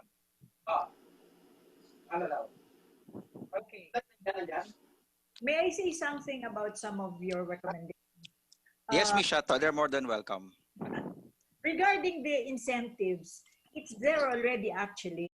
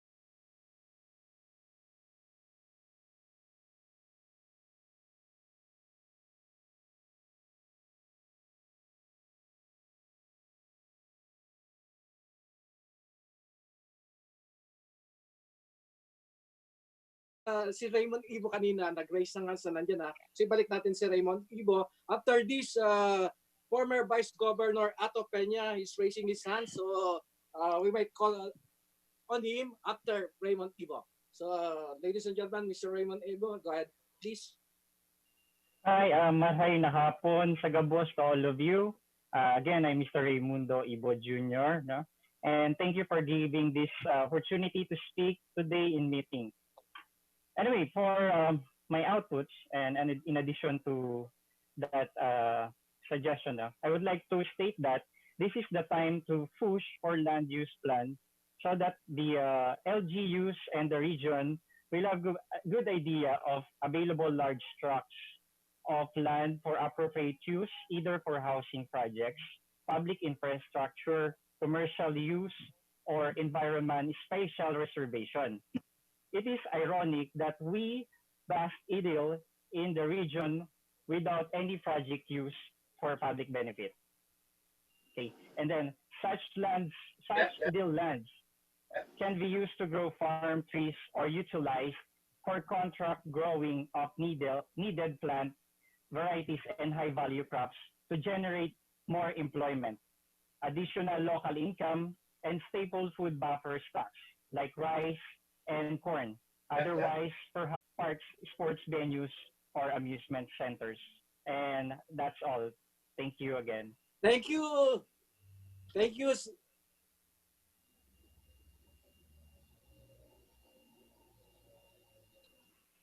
Thank you, Mr. Ivo. So I have seen former Vice Governor Ato Peña raising his hand. So Mr. Peña, Vice Gov, please, sir, you may speak. Ang mga pigsarabi po nila are all data magagayo na maray. Pero based on my experience as a worker in the private sector and in the government, nagtrabaho po ako sa tourism, nag-vice governor, nag-politiko, nag-industry sa electric utility. Ang experience ko po, ngunyan, I'm connected with the ILG as one of the consultants sa core itong constitutional reform. Asaro po sa pagpupush mi duman, ito po bagang strengthening na RDC ng LGUs. Ito ang kay Puantang Maray. Pero din nakasangkatansyon ko, kaya itong sinabi ni siya Congresswoman Chato, na itong i-assess ang yaon sa tuyang unyan. Digi po sa Bicol Region, mayo po kita ng focus. I'd like to talk as a manager. I'd like to share my view as a manager, hindi sa mga government programs and projects ta. You know, ang government po, dahil man po unlimited ang sa tuyang resources. We have very limited resources. Kada ako lang po pika-para-paralano ang gobyerno, kada ako lang mga programa pika-para-giribo, daing focus. So, anong nangyari, tama itong sinabi ko sa bago ni itong sarong nag-react, na mayo man dahil man na-evaluate ang nangyayari sa mga programs. Kaya ang suggestion ko, tama itong sabi ni Congresswoman Chato, i-assess na muna ang yaon sa tuyang unyan, and then mag-focus kita. Araw ko niya, siguro, ikadua pa, gusto kong sabihin, siguro nahilig ko po si RDC Chairman, si Mayor Rosal, siguro the RDC will play a very important role din. Siguro dapat i-define ta po, i-define ta ang role kang LGUs and kang national government agencies. Let's identify ano ang dapat ma-focus muna kita. Sa mga industries na I've been Executive Director of the Presidential Commission on Bicol Tourism. Ang tourism, sa mataong quarter sa Bicol. Pero hilingon nito, may budget kita. Mayo po, we're setting aside tourism. So siguro mag-focus kita, and then siguro ang very limited resources ng gobyerno, i-focus ta muna dyan. Pero dahil naman i-set aside itong mga basic services, ito ang manggiraray. So ang RDC should identify what really should be the focus now of the present administration. And example, ang DA po, ang DA, kinakul program, nagtataon ng traktor, nagtataon ng abono, pero are they evaluating kung ano talagang effect yan? Mayo man. Dapat sa aramo na mga farmer. So, ako ang suggestion ko po, ang RDC should define ano ang role kan mga LGUs. Ano matabang nila, anong tabang sa farmers, ano man ang role ng national government. Siguro, iyan ang dapat gibo na i-define. Mag-focus muna kita, i-identify kung ano mga programs sa Bicol region. As a region, ikadua, i-identify ang role ng national government and ng mga LGUs. Okay. Katulo, siguro i-identify itong mga programs kan government na din nagko-compete sa mga private investors. Siguro na the government should be there to support the private investors. Kung minsan ang government nagko-compete pa sa private sector na dapat na ina. So, ini-importante yun siguro i-define na ang role. Actually, kada ako nung priority talaga, na dailang as a government worker, as a vice governor, nakaikot po ako, kada ako nung kwartang ang gobyerno, pending. Thank you. Rosararoon lang. Thank you. Thank you, Vice Governor Ato Peña, for that suggestion. Actually, we have a secretariat jotting down all your suggestions here. Then they're now trying to come up with a document that we can present hopefully after the program. So I think this is good for the first workshop. So Ma'am Chato, any final word? Yes. Ang kaulangan talaga, first things first, ano itong mga pangangailangan, tapos ano ang mga plano na gusto tang ilaog, mag-focus kita, and at the same time, sisay ang mga magarawa kayan. Kasi yaon na naman yan, ang gaganda ng mga programa dapat may mga point person kita. Like yung land use. Maganda. I just want to address that. We don't really have to have the law de makakapasa yan kasi ang land use, habo ka mga congressman na mga landed, no? Ano kaya na na lang challenge sa LGU? Haranapon yan ng mga idle lands, makikontrata, i-rent yan. Pwede ba gayang gamiton sa araw kaini? Tapos, gurano ang makukuha ka itong may-adi kadaga. I mean, there are so many ways of addressing a problem, not just one, not just a law. But let's focus. Let's focus and do what we need to do by asking first, anong mga resources ta? Ano ang mga plano ta sa resources na yan? Pagkatapos, sisay ang magarawa. Pwera sa sisay magarawa, sisay ang mga monitor na successful man ang mga nangyayari.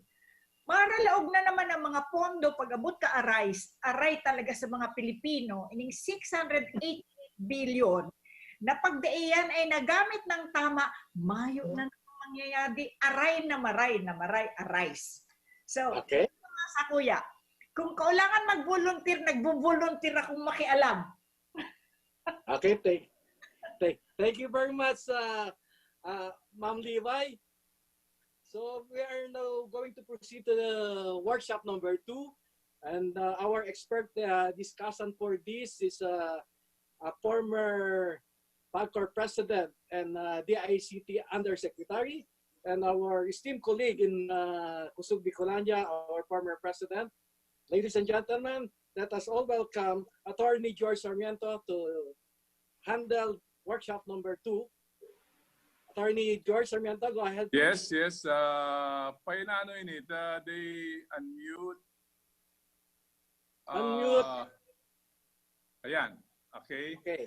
We can see it from the background, but you are not anywhere. Cannot be seen? Yeah, you cannot be seen.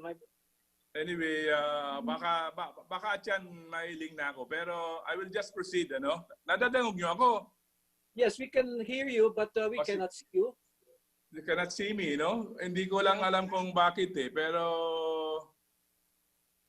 ayan. Yeah, now you're there. Okay, go ahead, Okay. Sir George.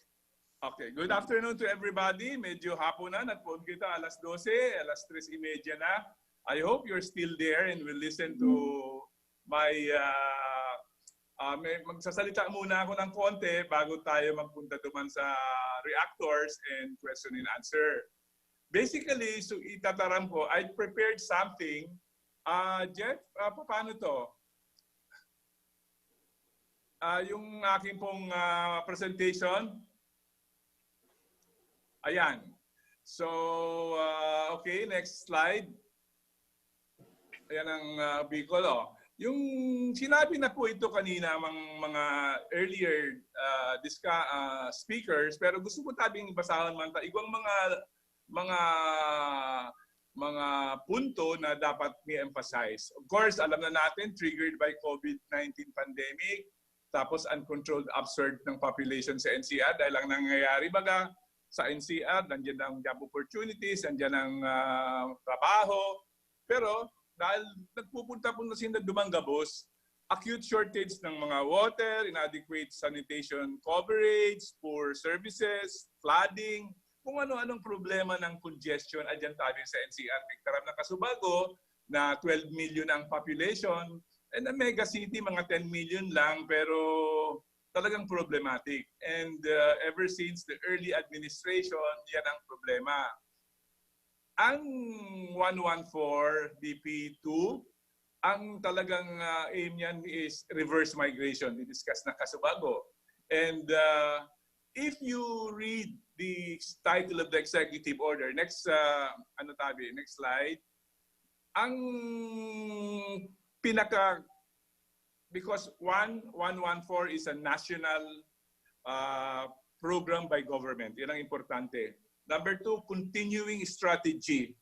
And number 3, may progress timelines with measured policy objectives. Yan tang nasa batas po yan eh.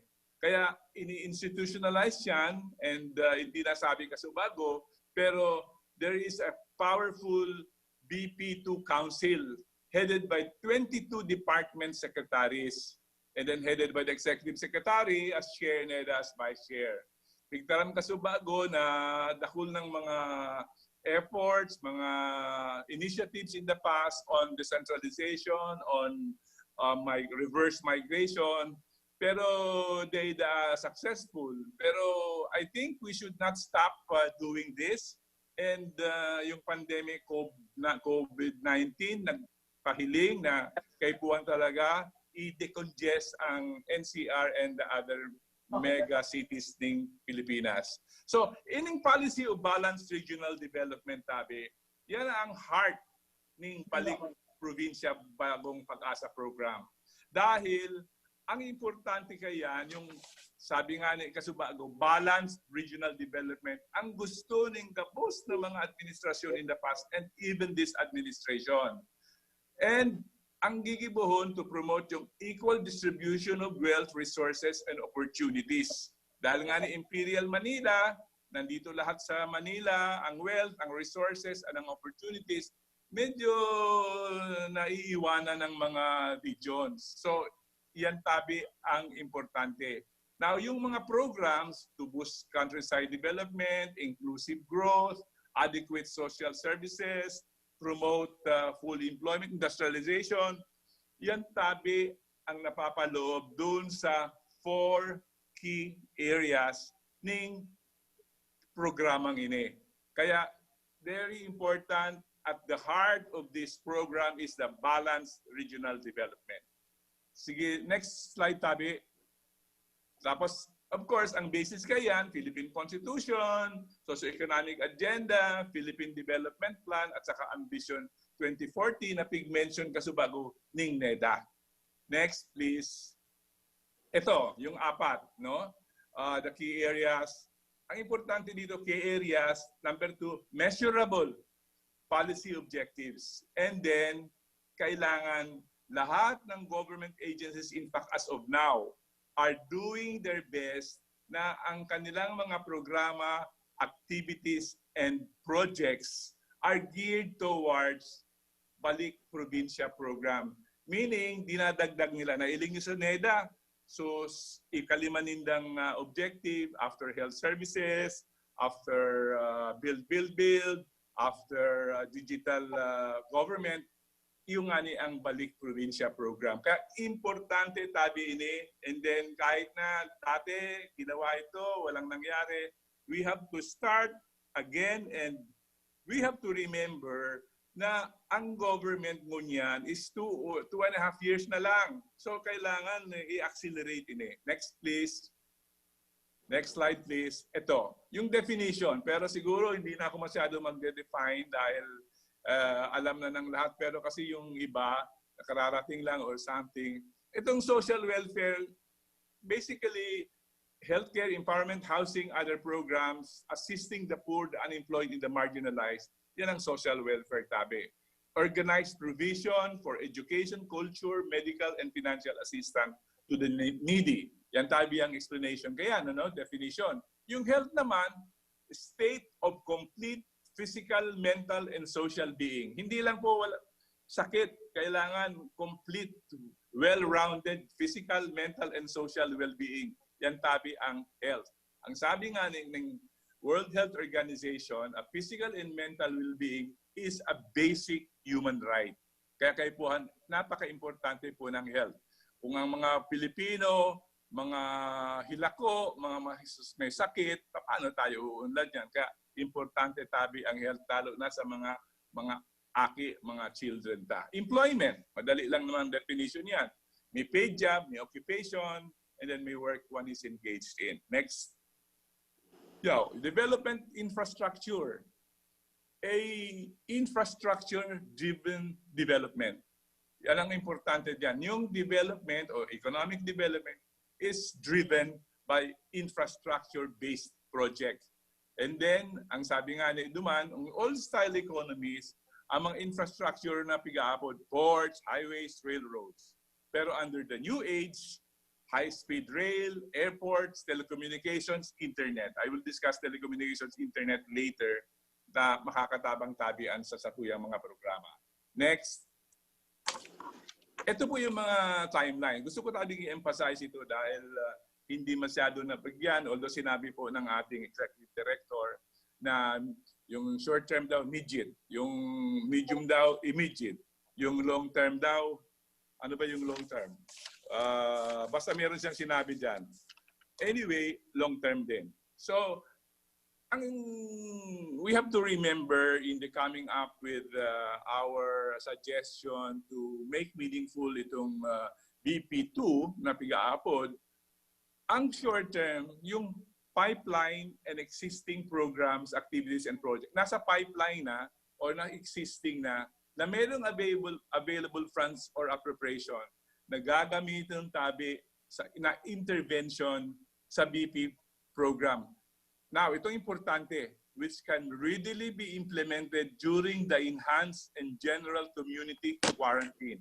Ang ibig sabihin po, even this enhanced and general communities quarantine situation, dapat iguanan ng mga programa nasabi nga ni Kasubago, dakulo ng DA, dakulo ng DTI, dole.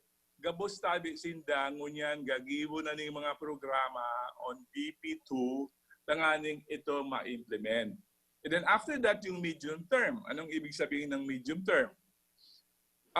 Existing na tabi yung mga PAP na meron ng available funds para magkaroon din ng intervention, and then welcome pa rin yung new PAP na pupunduhan na itong importante, which can be implemented when the ECQ or travel restriction is lifted. So pagkatapos na lift, ayun, kailangan yung mga programa i-implement. Yung long term naman, ito yung longer time horizon.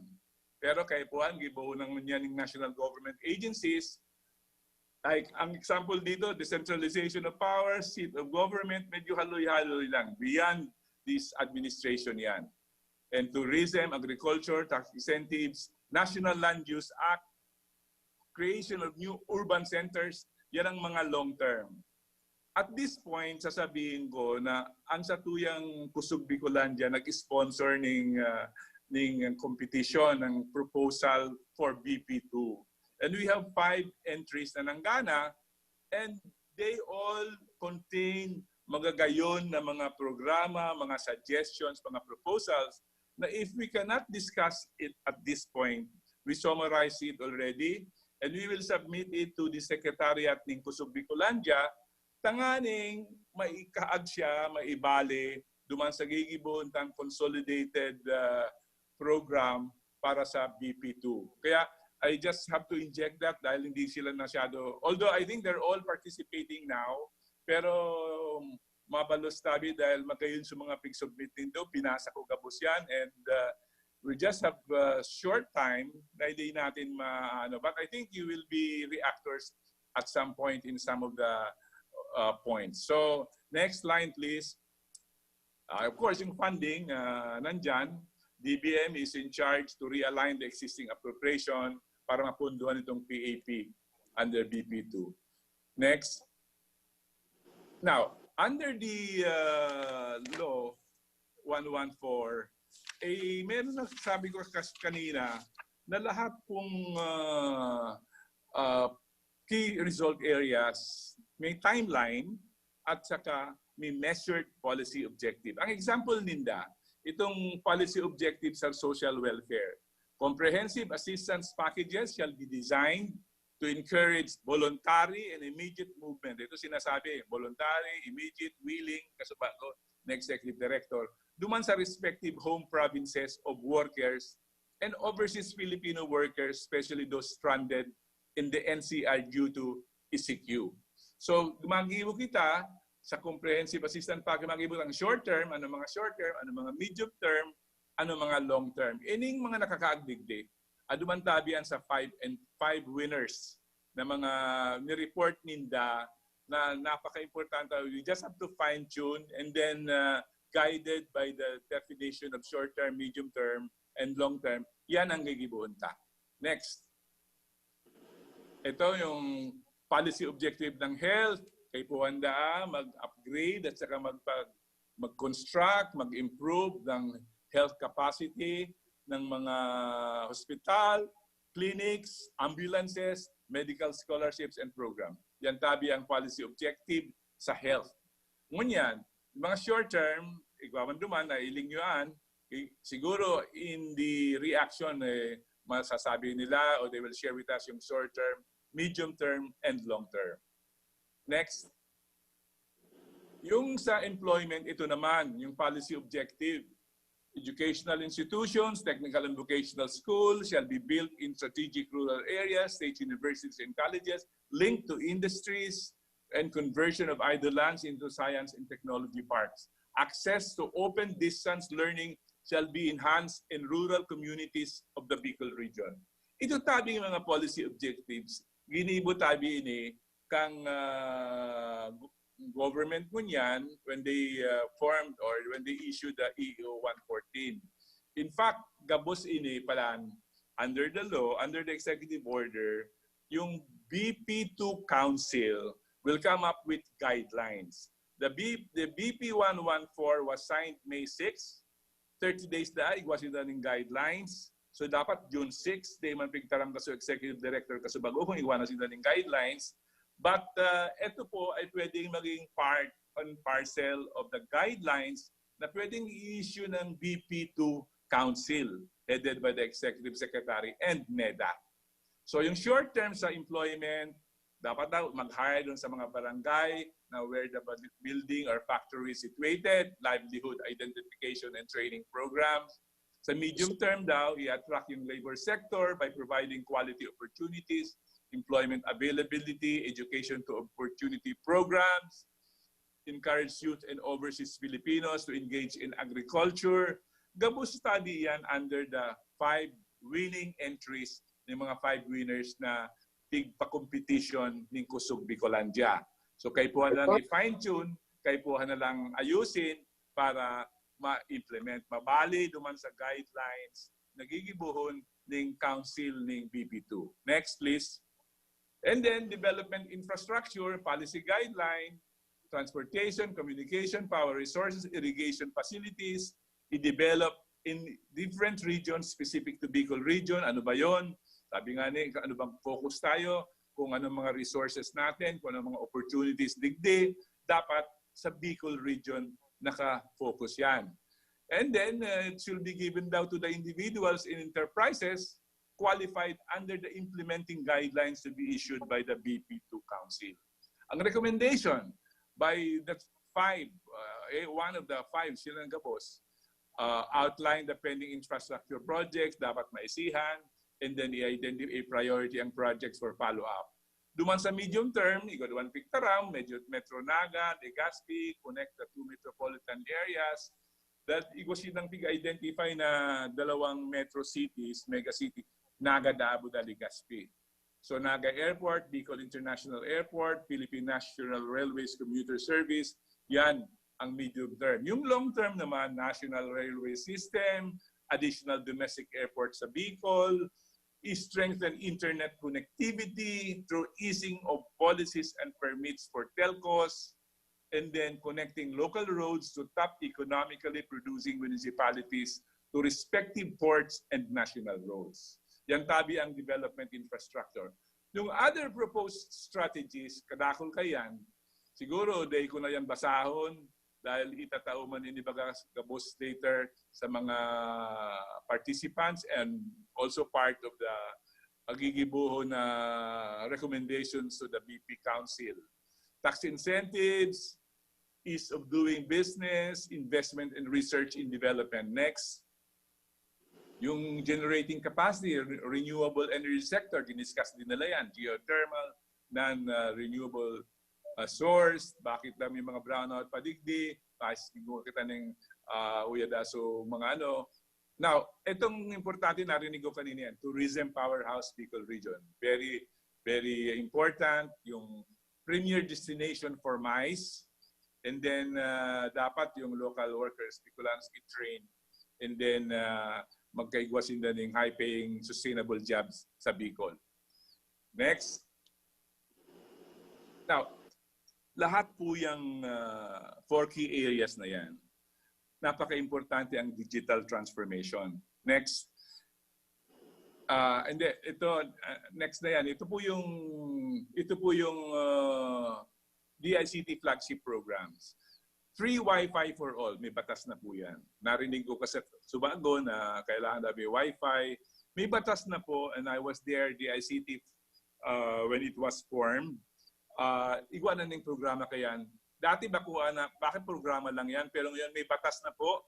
And then, ang program na yan ang apod nila Internet for All.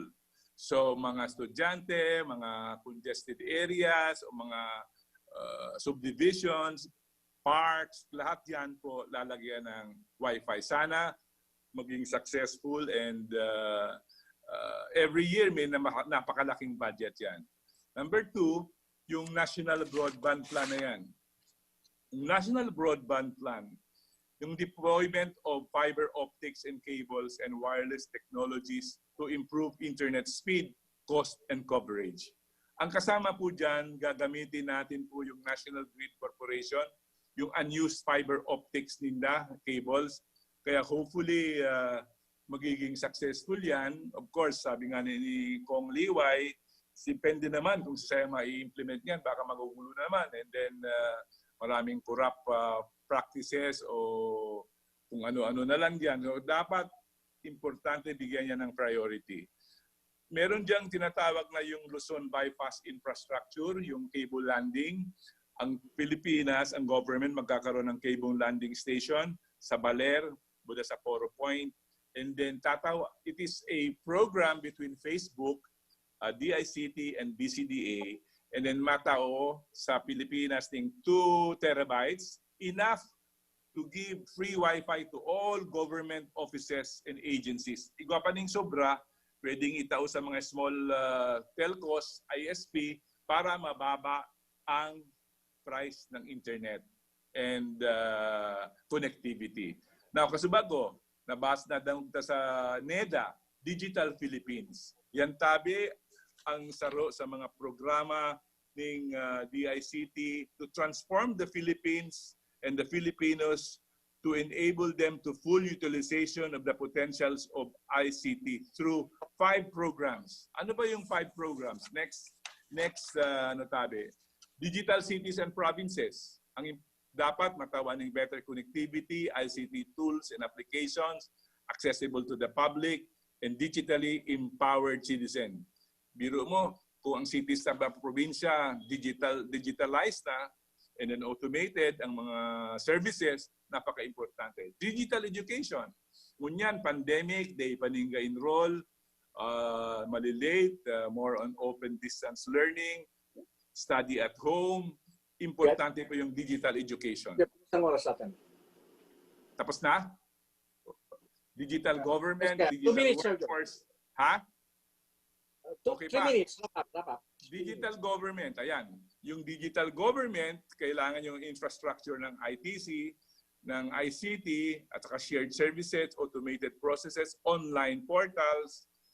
Yan ang purpose niyan. Digital workforce, biro mo, ang gabos na Filipino labor force equipped with competencies relevant to ICT and adapted to the future of work. Importante po yan.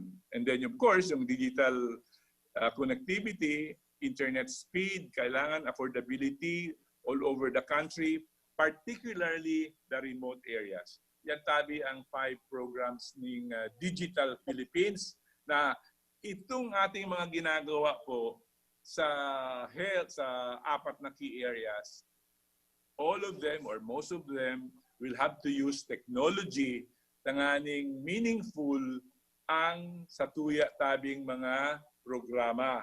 And it's high time that DICT as a new department matawaning suporta, pero dapat sindaman, kaipuhan, gibuhon ang trabaho nila, lalo na may sekretary tayong Bicolano, ayusin nila ang kanilang mga programa, and perhaps, dapat bigyan nila ng priority yung Bicol region dahil unang-unang galing sila dito. Number 2, there's a lot of potential sa Bicol region.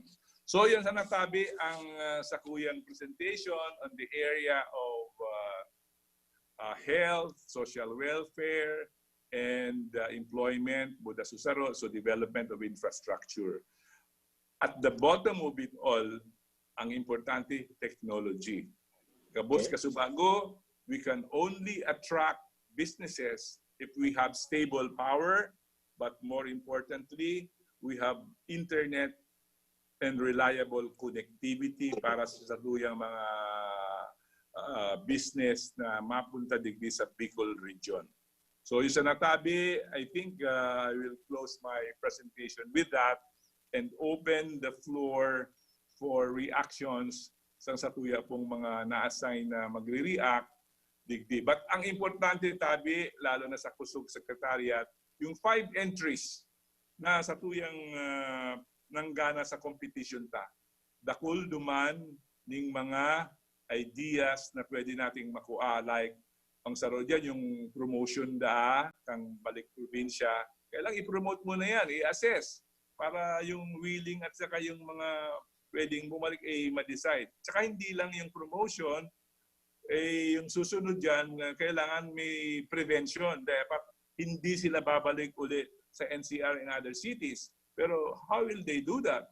Dapat meron silang opportunities, jobs, and wealth na digdi sa Bicol region gigibunta through this BP2 program.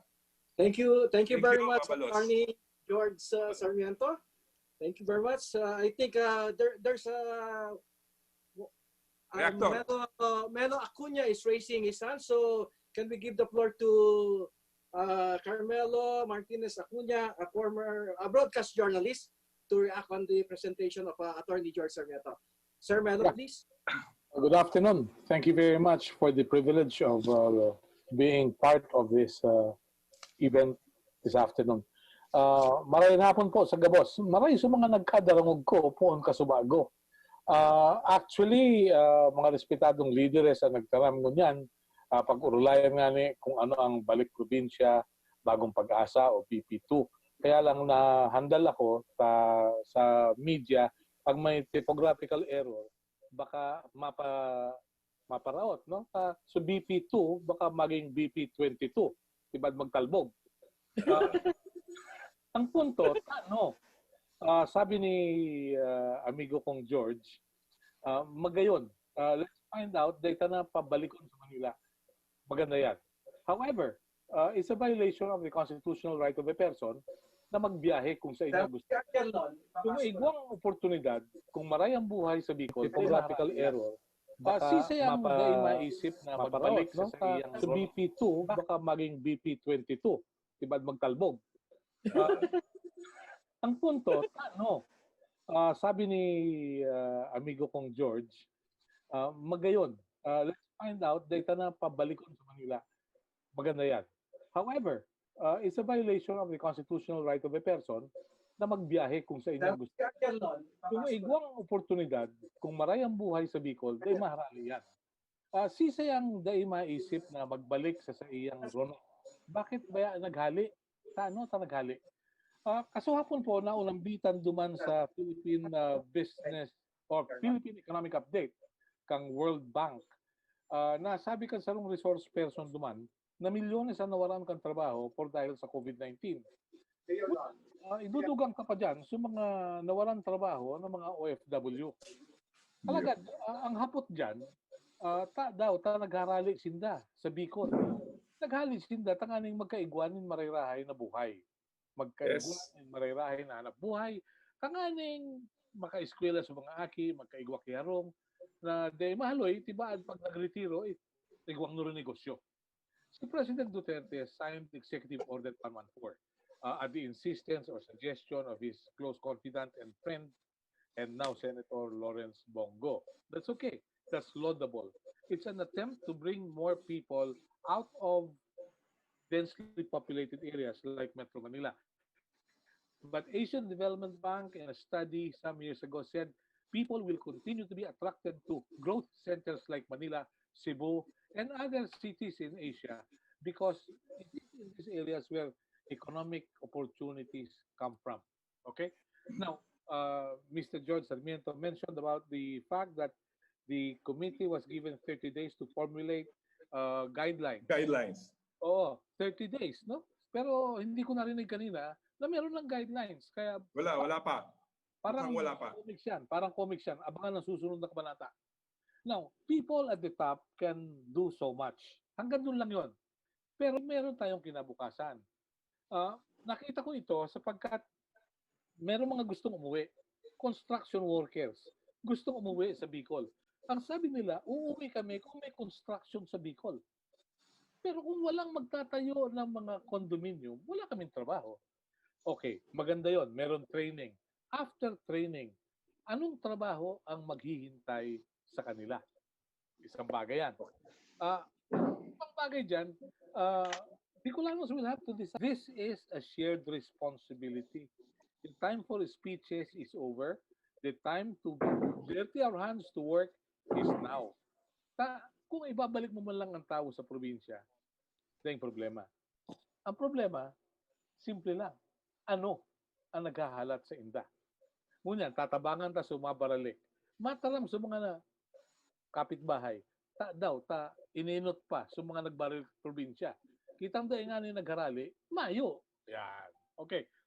This is the first step. I believe this is a laudable project. However, let it not be said that this will be the first and last step. Take it from Nelson Mandela, who once said, it is in your hands to create a better world for all who live in it. Now, if we measure progress by subdivisions, forget it. We can only say progress has come to the region kung maayos ang buhay ng ating mga kababayan against all odds. Sayang, wala na yung Taganeda. Tatanong ko sana, meron kang asset, Bicol River Basin. Ano ang na-develop dyan sa BRBDP na yan? Ano ang ginawa natin sa assets natin?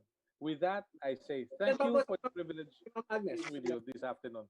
Thank you. Thank you. Sir Melo. Sir George, before we reply on this, there's another one reactor.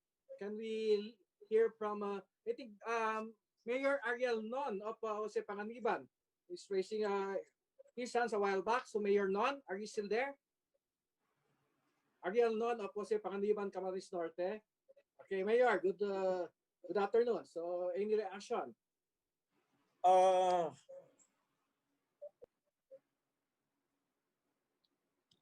Nawala po kayo, Mayor. Magandang hapon ho sa lahat. Okay. Good afternoon. Go ahead. We can hear you now. Yes po. Kanina po kasi ako nakikinig at inaabangan ko sana yung keynote speaker natin. Okay. Pero that he's not available, Senator Bongo. Kasi ang concern ko lang dito sa pinag-uusapan natin, dito sa bayan namin may gusto akong ilapit na programa. We have 200 hectares available lot, katabi ng 30 hectares na declared na economic zone. Now, ang gusto ko mangyari i-anchor yung programa namin dito sa Balik Probinsya program. Dahil tama yung sinasabi kanina, para maging effective itong programang Balik Probinsya, ay dapat maging sustainable yung mga proyekto na ibibigay dito sa Bicol. Kaya I am appealing to everyone kung sino pwede makatulong kasi we have an available investor. Ang kailangan na lang namin ay may makatulong na ang 200 hectares ay mailipat sa local government of Jose Panganiban. Okay. Thank you very much, Mayor. So that's the concern of Mayor Non. They have an available 200 hectare lot for development. Kailangan malipat. Sir George, can we still recognize another one reactor? Yes. Actually, I would like to acknowledge the presence of so many LGUs listening to us now. I have seen Mayor Don Mancinido of Talisay, Mayor Ong, Mayor Francis Ong, I don't know what LGU. Anyway, Cesar Morabe, are you still there? You were raising your hands a while back. Cesar Morabe, you are recognized. Yes, good afternoon. Good afternoon, Cesar. Go ahead. Yes, regarding po dun sa topic ni Sir George Sarmiento, what I'm trying to input now is this pandemic, itong pandemic na to, itong magbibigay ng dahilan sa mga Bicolanos, even mga probinsyanos sa Manila, to include themselves into this program. Why? Because the recession is coming. So maraming nagsarang kumpanya, maraming nawalan ng trabaho sa Metro Manila. So they think na the most possible way para makasurvive sila is to go back. So that's why the 86,000 plus na nag-enroll is somehow they are all affected. So what I'm trying to say is this is just like strategic. Ibig sabihin, they will include the program to go back to their provinces. But once na mag-normalize yung sitwasyon and they will not find anything good in their provinces for them, they will just go back to the provinces. So what I'm trying to say, sir, sa lahat ko na nakikinig, is dapat i-prepare ng national government yung exodus na mangyayari. No, na hindi naman itatapon lang sila or not really tatapon or bitbitin sila pa uwi and back dyan. So, kasi may mga basis na eh. Once the Manila recovered, babalik lahat yan. And masasayang yung expenses na inaalat ng gobyerno natin sa ngayon, like the Hatid Probinsya program and everything, kasi mawawala rin yan eh, babalikan. So, pangalawang punto, sir, is may mga families na from the provinces na naka-set up na yung pamilya nila eh, sa Metro Manila eh. And yung 13 million na sinasabing population ng Metro Manila, ay iyan po ay hindi included dyan yung mga construction workers, correct me if I'm wrong. Kasi hindi yan mga residents talaga eh. Ang mga sinasabing 30 million, yung mga nakatira na talaga, na nandiyan na yung pamilya, nag-aaral yung mga anak, then itong mga ito, to entice them to go back to their provinces, malaking gastos. No? Kasi syempre may mga gamit na yan sa bahay, kumpleto na lahat yan. And if they will go back to the provinces, paano yan? So what I'm suggesting is i-prepare this ng ating national government. Okay. Yung like grant or loan program para iset them lahat, no? Once they are going back to their provinces. Okay. Sir, we're encountering a technical problem here. Cesar.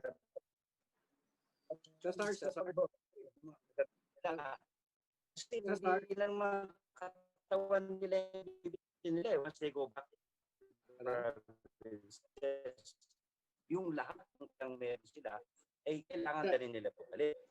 And lastly, hindi naririnig na si Cesar. We're not getting you. Anyway, your first item was well taken off. Can we proceed to the next speaker na lang muna, Cesar? Because we're encountering a technical problem sa signal nyo po. Cesar, okay? So anyway, Sir George, you were able to get the first issue naman, right? Yes, so, yes, yes. Still around? Round the corner, no? Pagtatapos, gusto ko pong sabihin, to better meet our dreams for our region or maybe to our nation, ang ating pong bansang Pilipinas, let's set aside politics first. This is what we separate us. Pagsamasamahin na po natin yung ating pong mga kaalaman para po makamit natin ang tunay na pagbabago.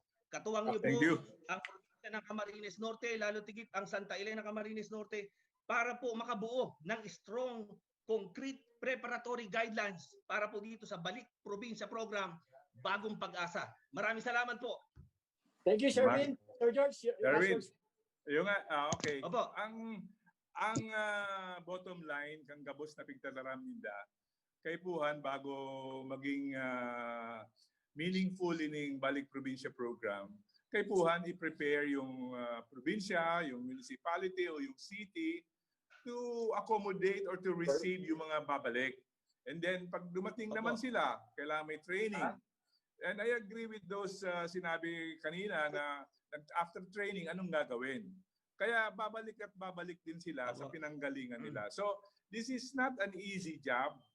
Igwang programa na araw kayo ni, pero kay puhan i-preparar ta ang environment tanganing daisinda bumalik uli sa pinanggalingan nila sa cities where job opportunities are many.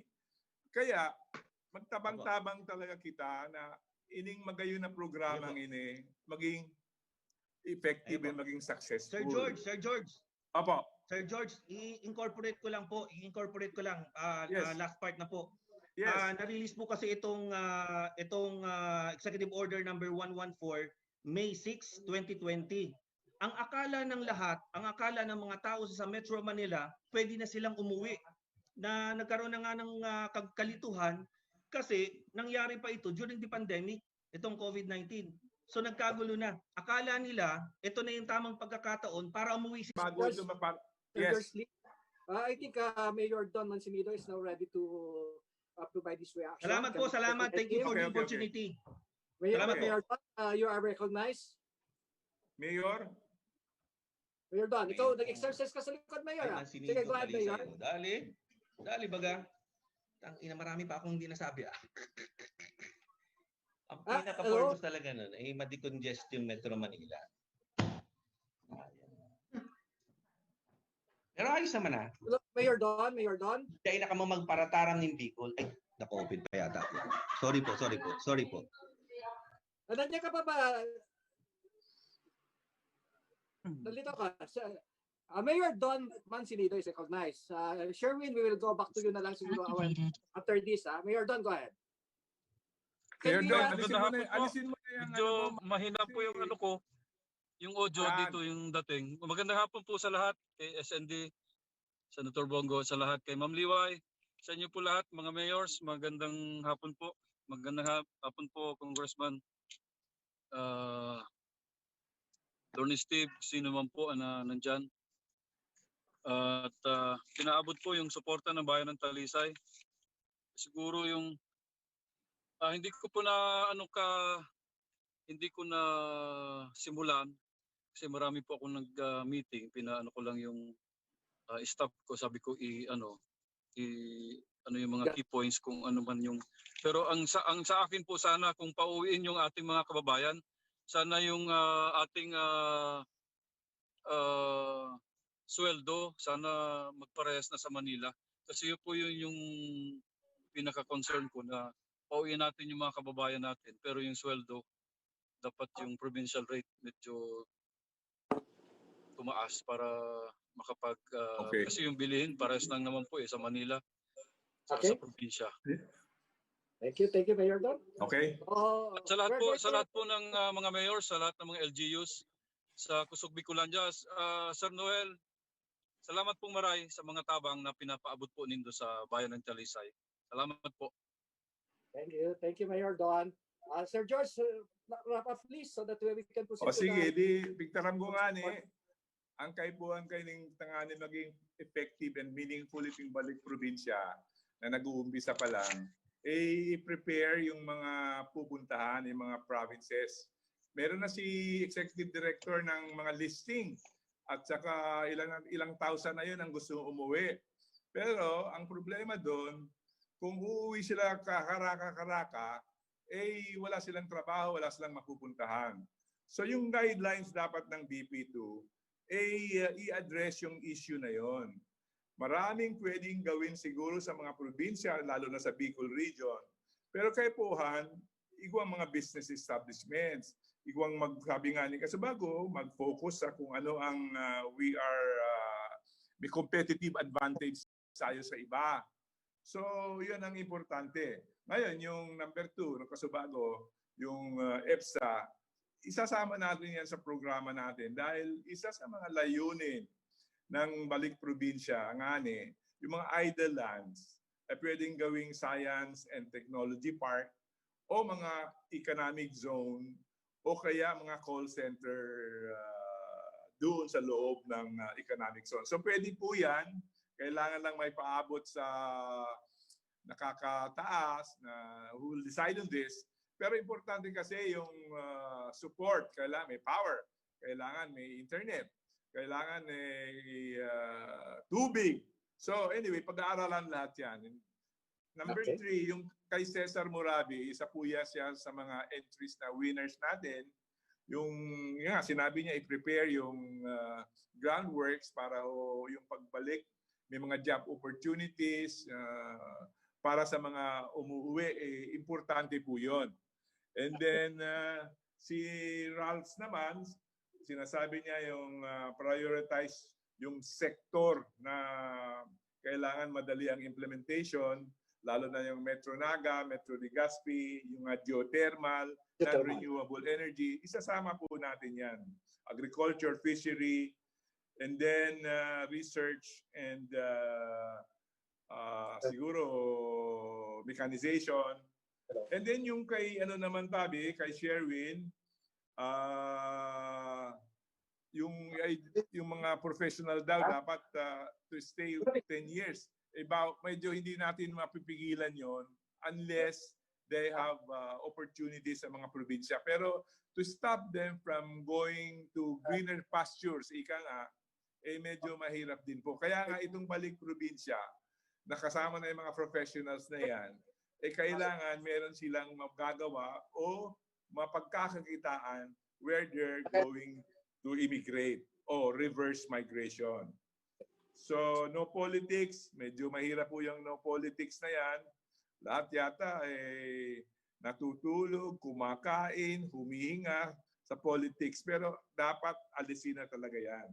Kasi may mga agenda silang hindi maintindihan. Yung kay Mayor Dan naman, yung decongestion, precisely yan po ang pinaka-principle ng ating Balik Probinsya program. So, gabos yan. And then, sabi ko nga talagang napaka-importante ng programa na ito, pero pagtulong-tulungan.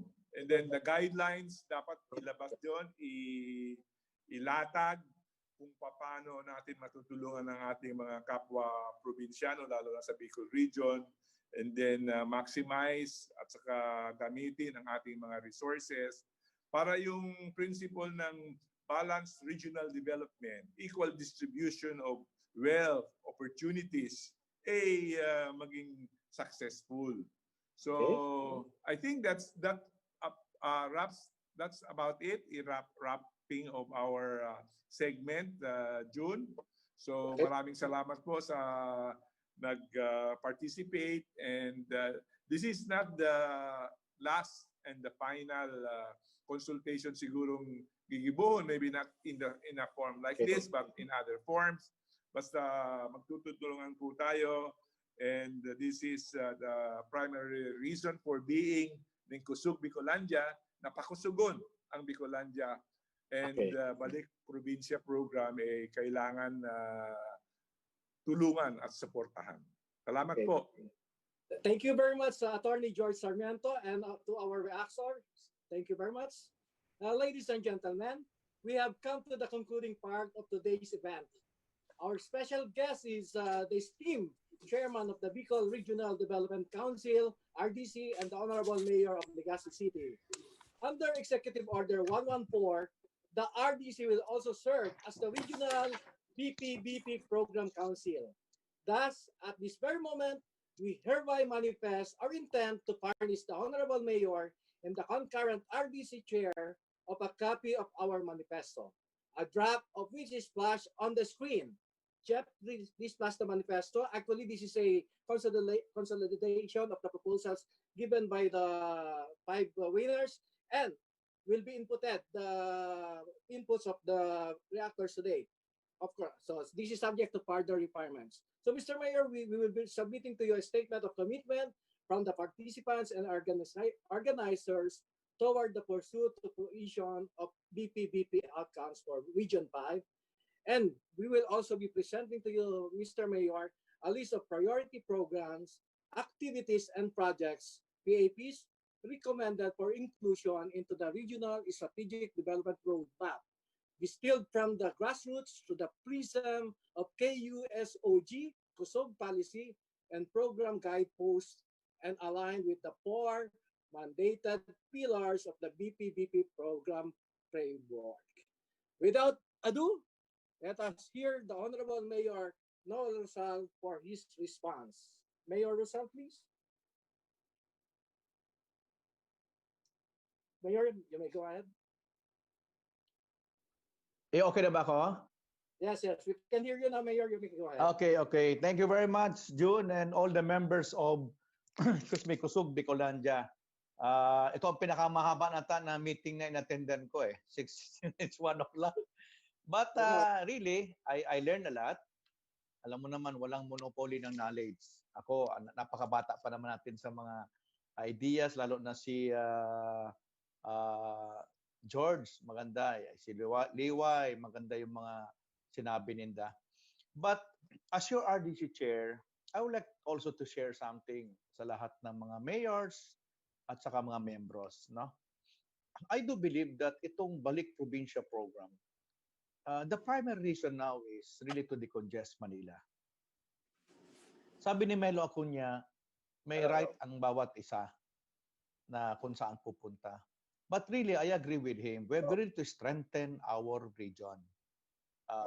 Economically, infrastructure, and foremost of all, opportunity for employment.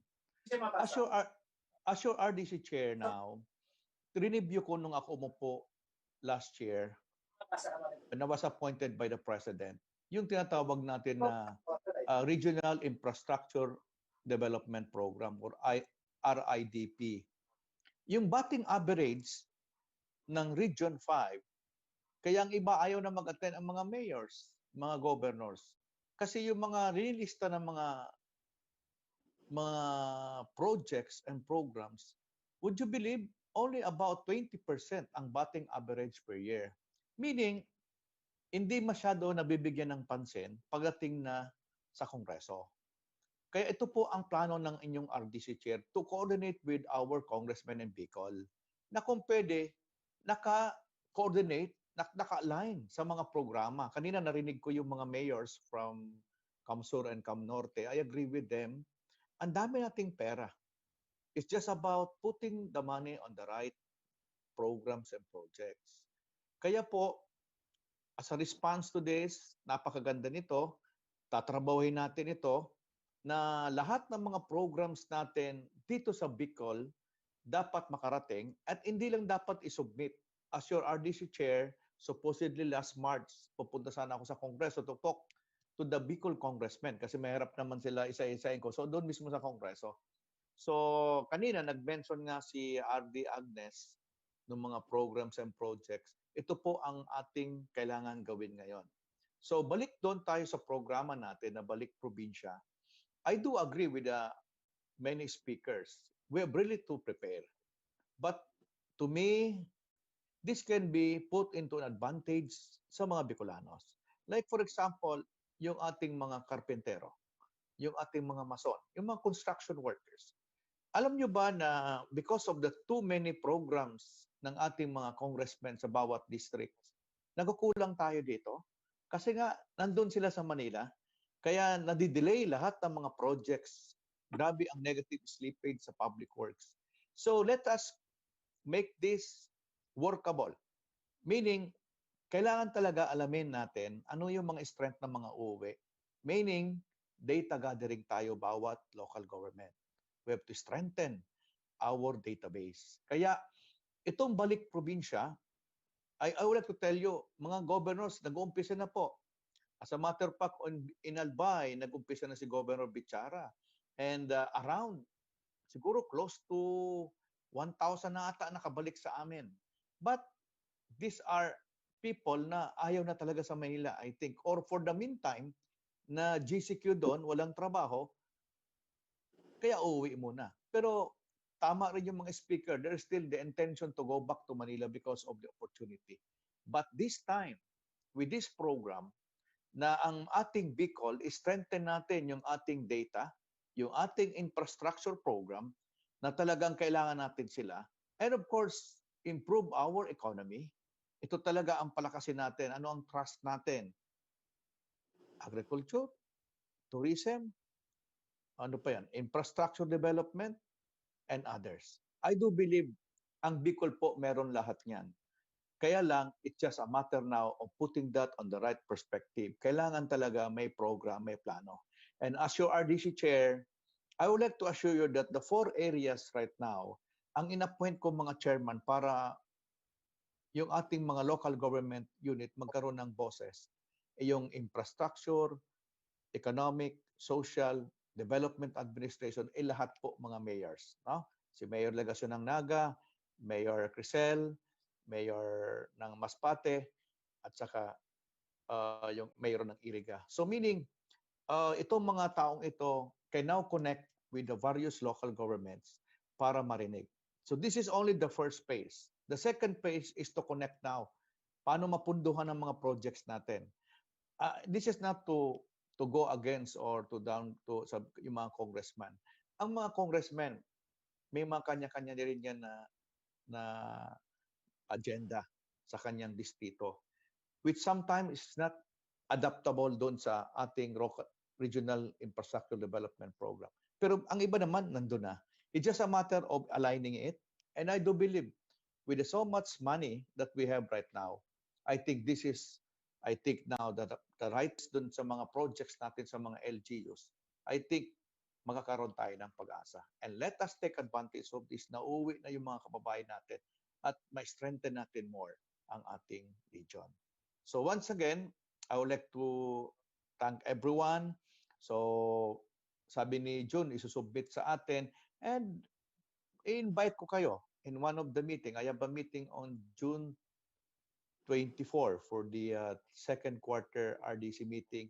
I hope I can receive that the soonest para ma-include namin ni RD Agnes. Salamat po. And it's really a very education afternoon for me. Marami akong natutunan, lalo na yung ating mga speakers from the different sectors of our society. And yung ating mga mayors, nakita ko talaga very active, lalo't pa more on the concern of strengthening their locality, especially in the line of tourism, which I do believe ito talaga ang isa sa malaking potential ng ating region. It's just a matter of putting up the proper infrastructure.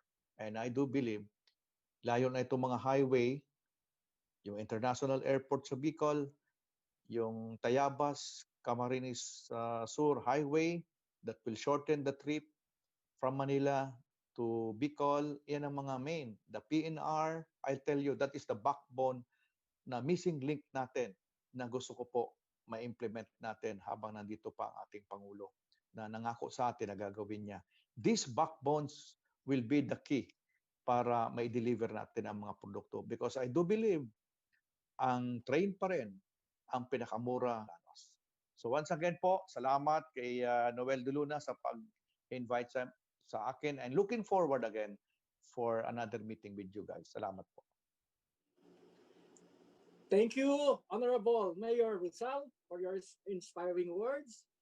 We will be looking forward to that June 24 meeting of the Regional Development Council. Hopefully, we will be able to submit the output of this workshop in the nearest time. So definitely, we in Kusog, Bikolandia will force and pursue what we have started with the Legazpi Mayor and RDC 5, henceforth as partners for progress.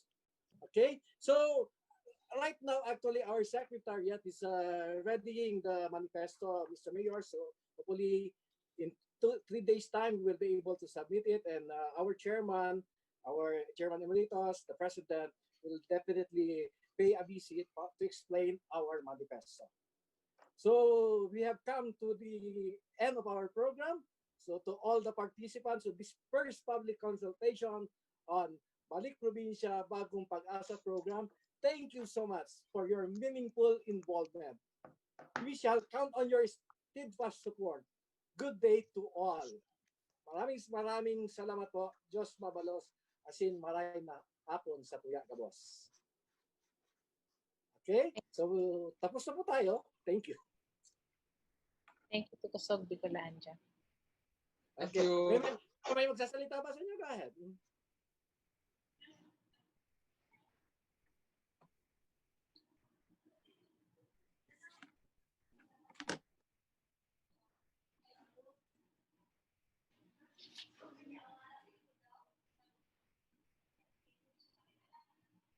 Huwag na ako baga mauli ka na.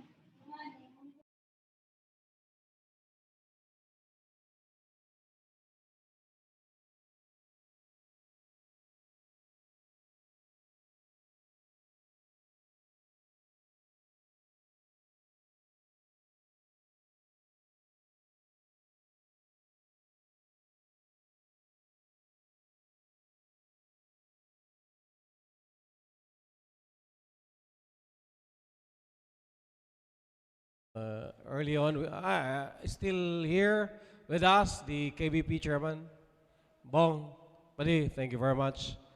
And then other guests and representatives from the Department of Education, mostly of them coming from Calabanga, Camarines Sur.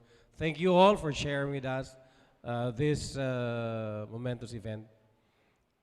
And the mariners, polytechnicologists, and the rest of the crew, thank you very much. Good afternoon.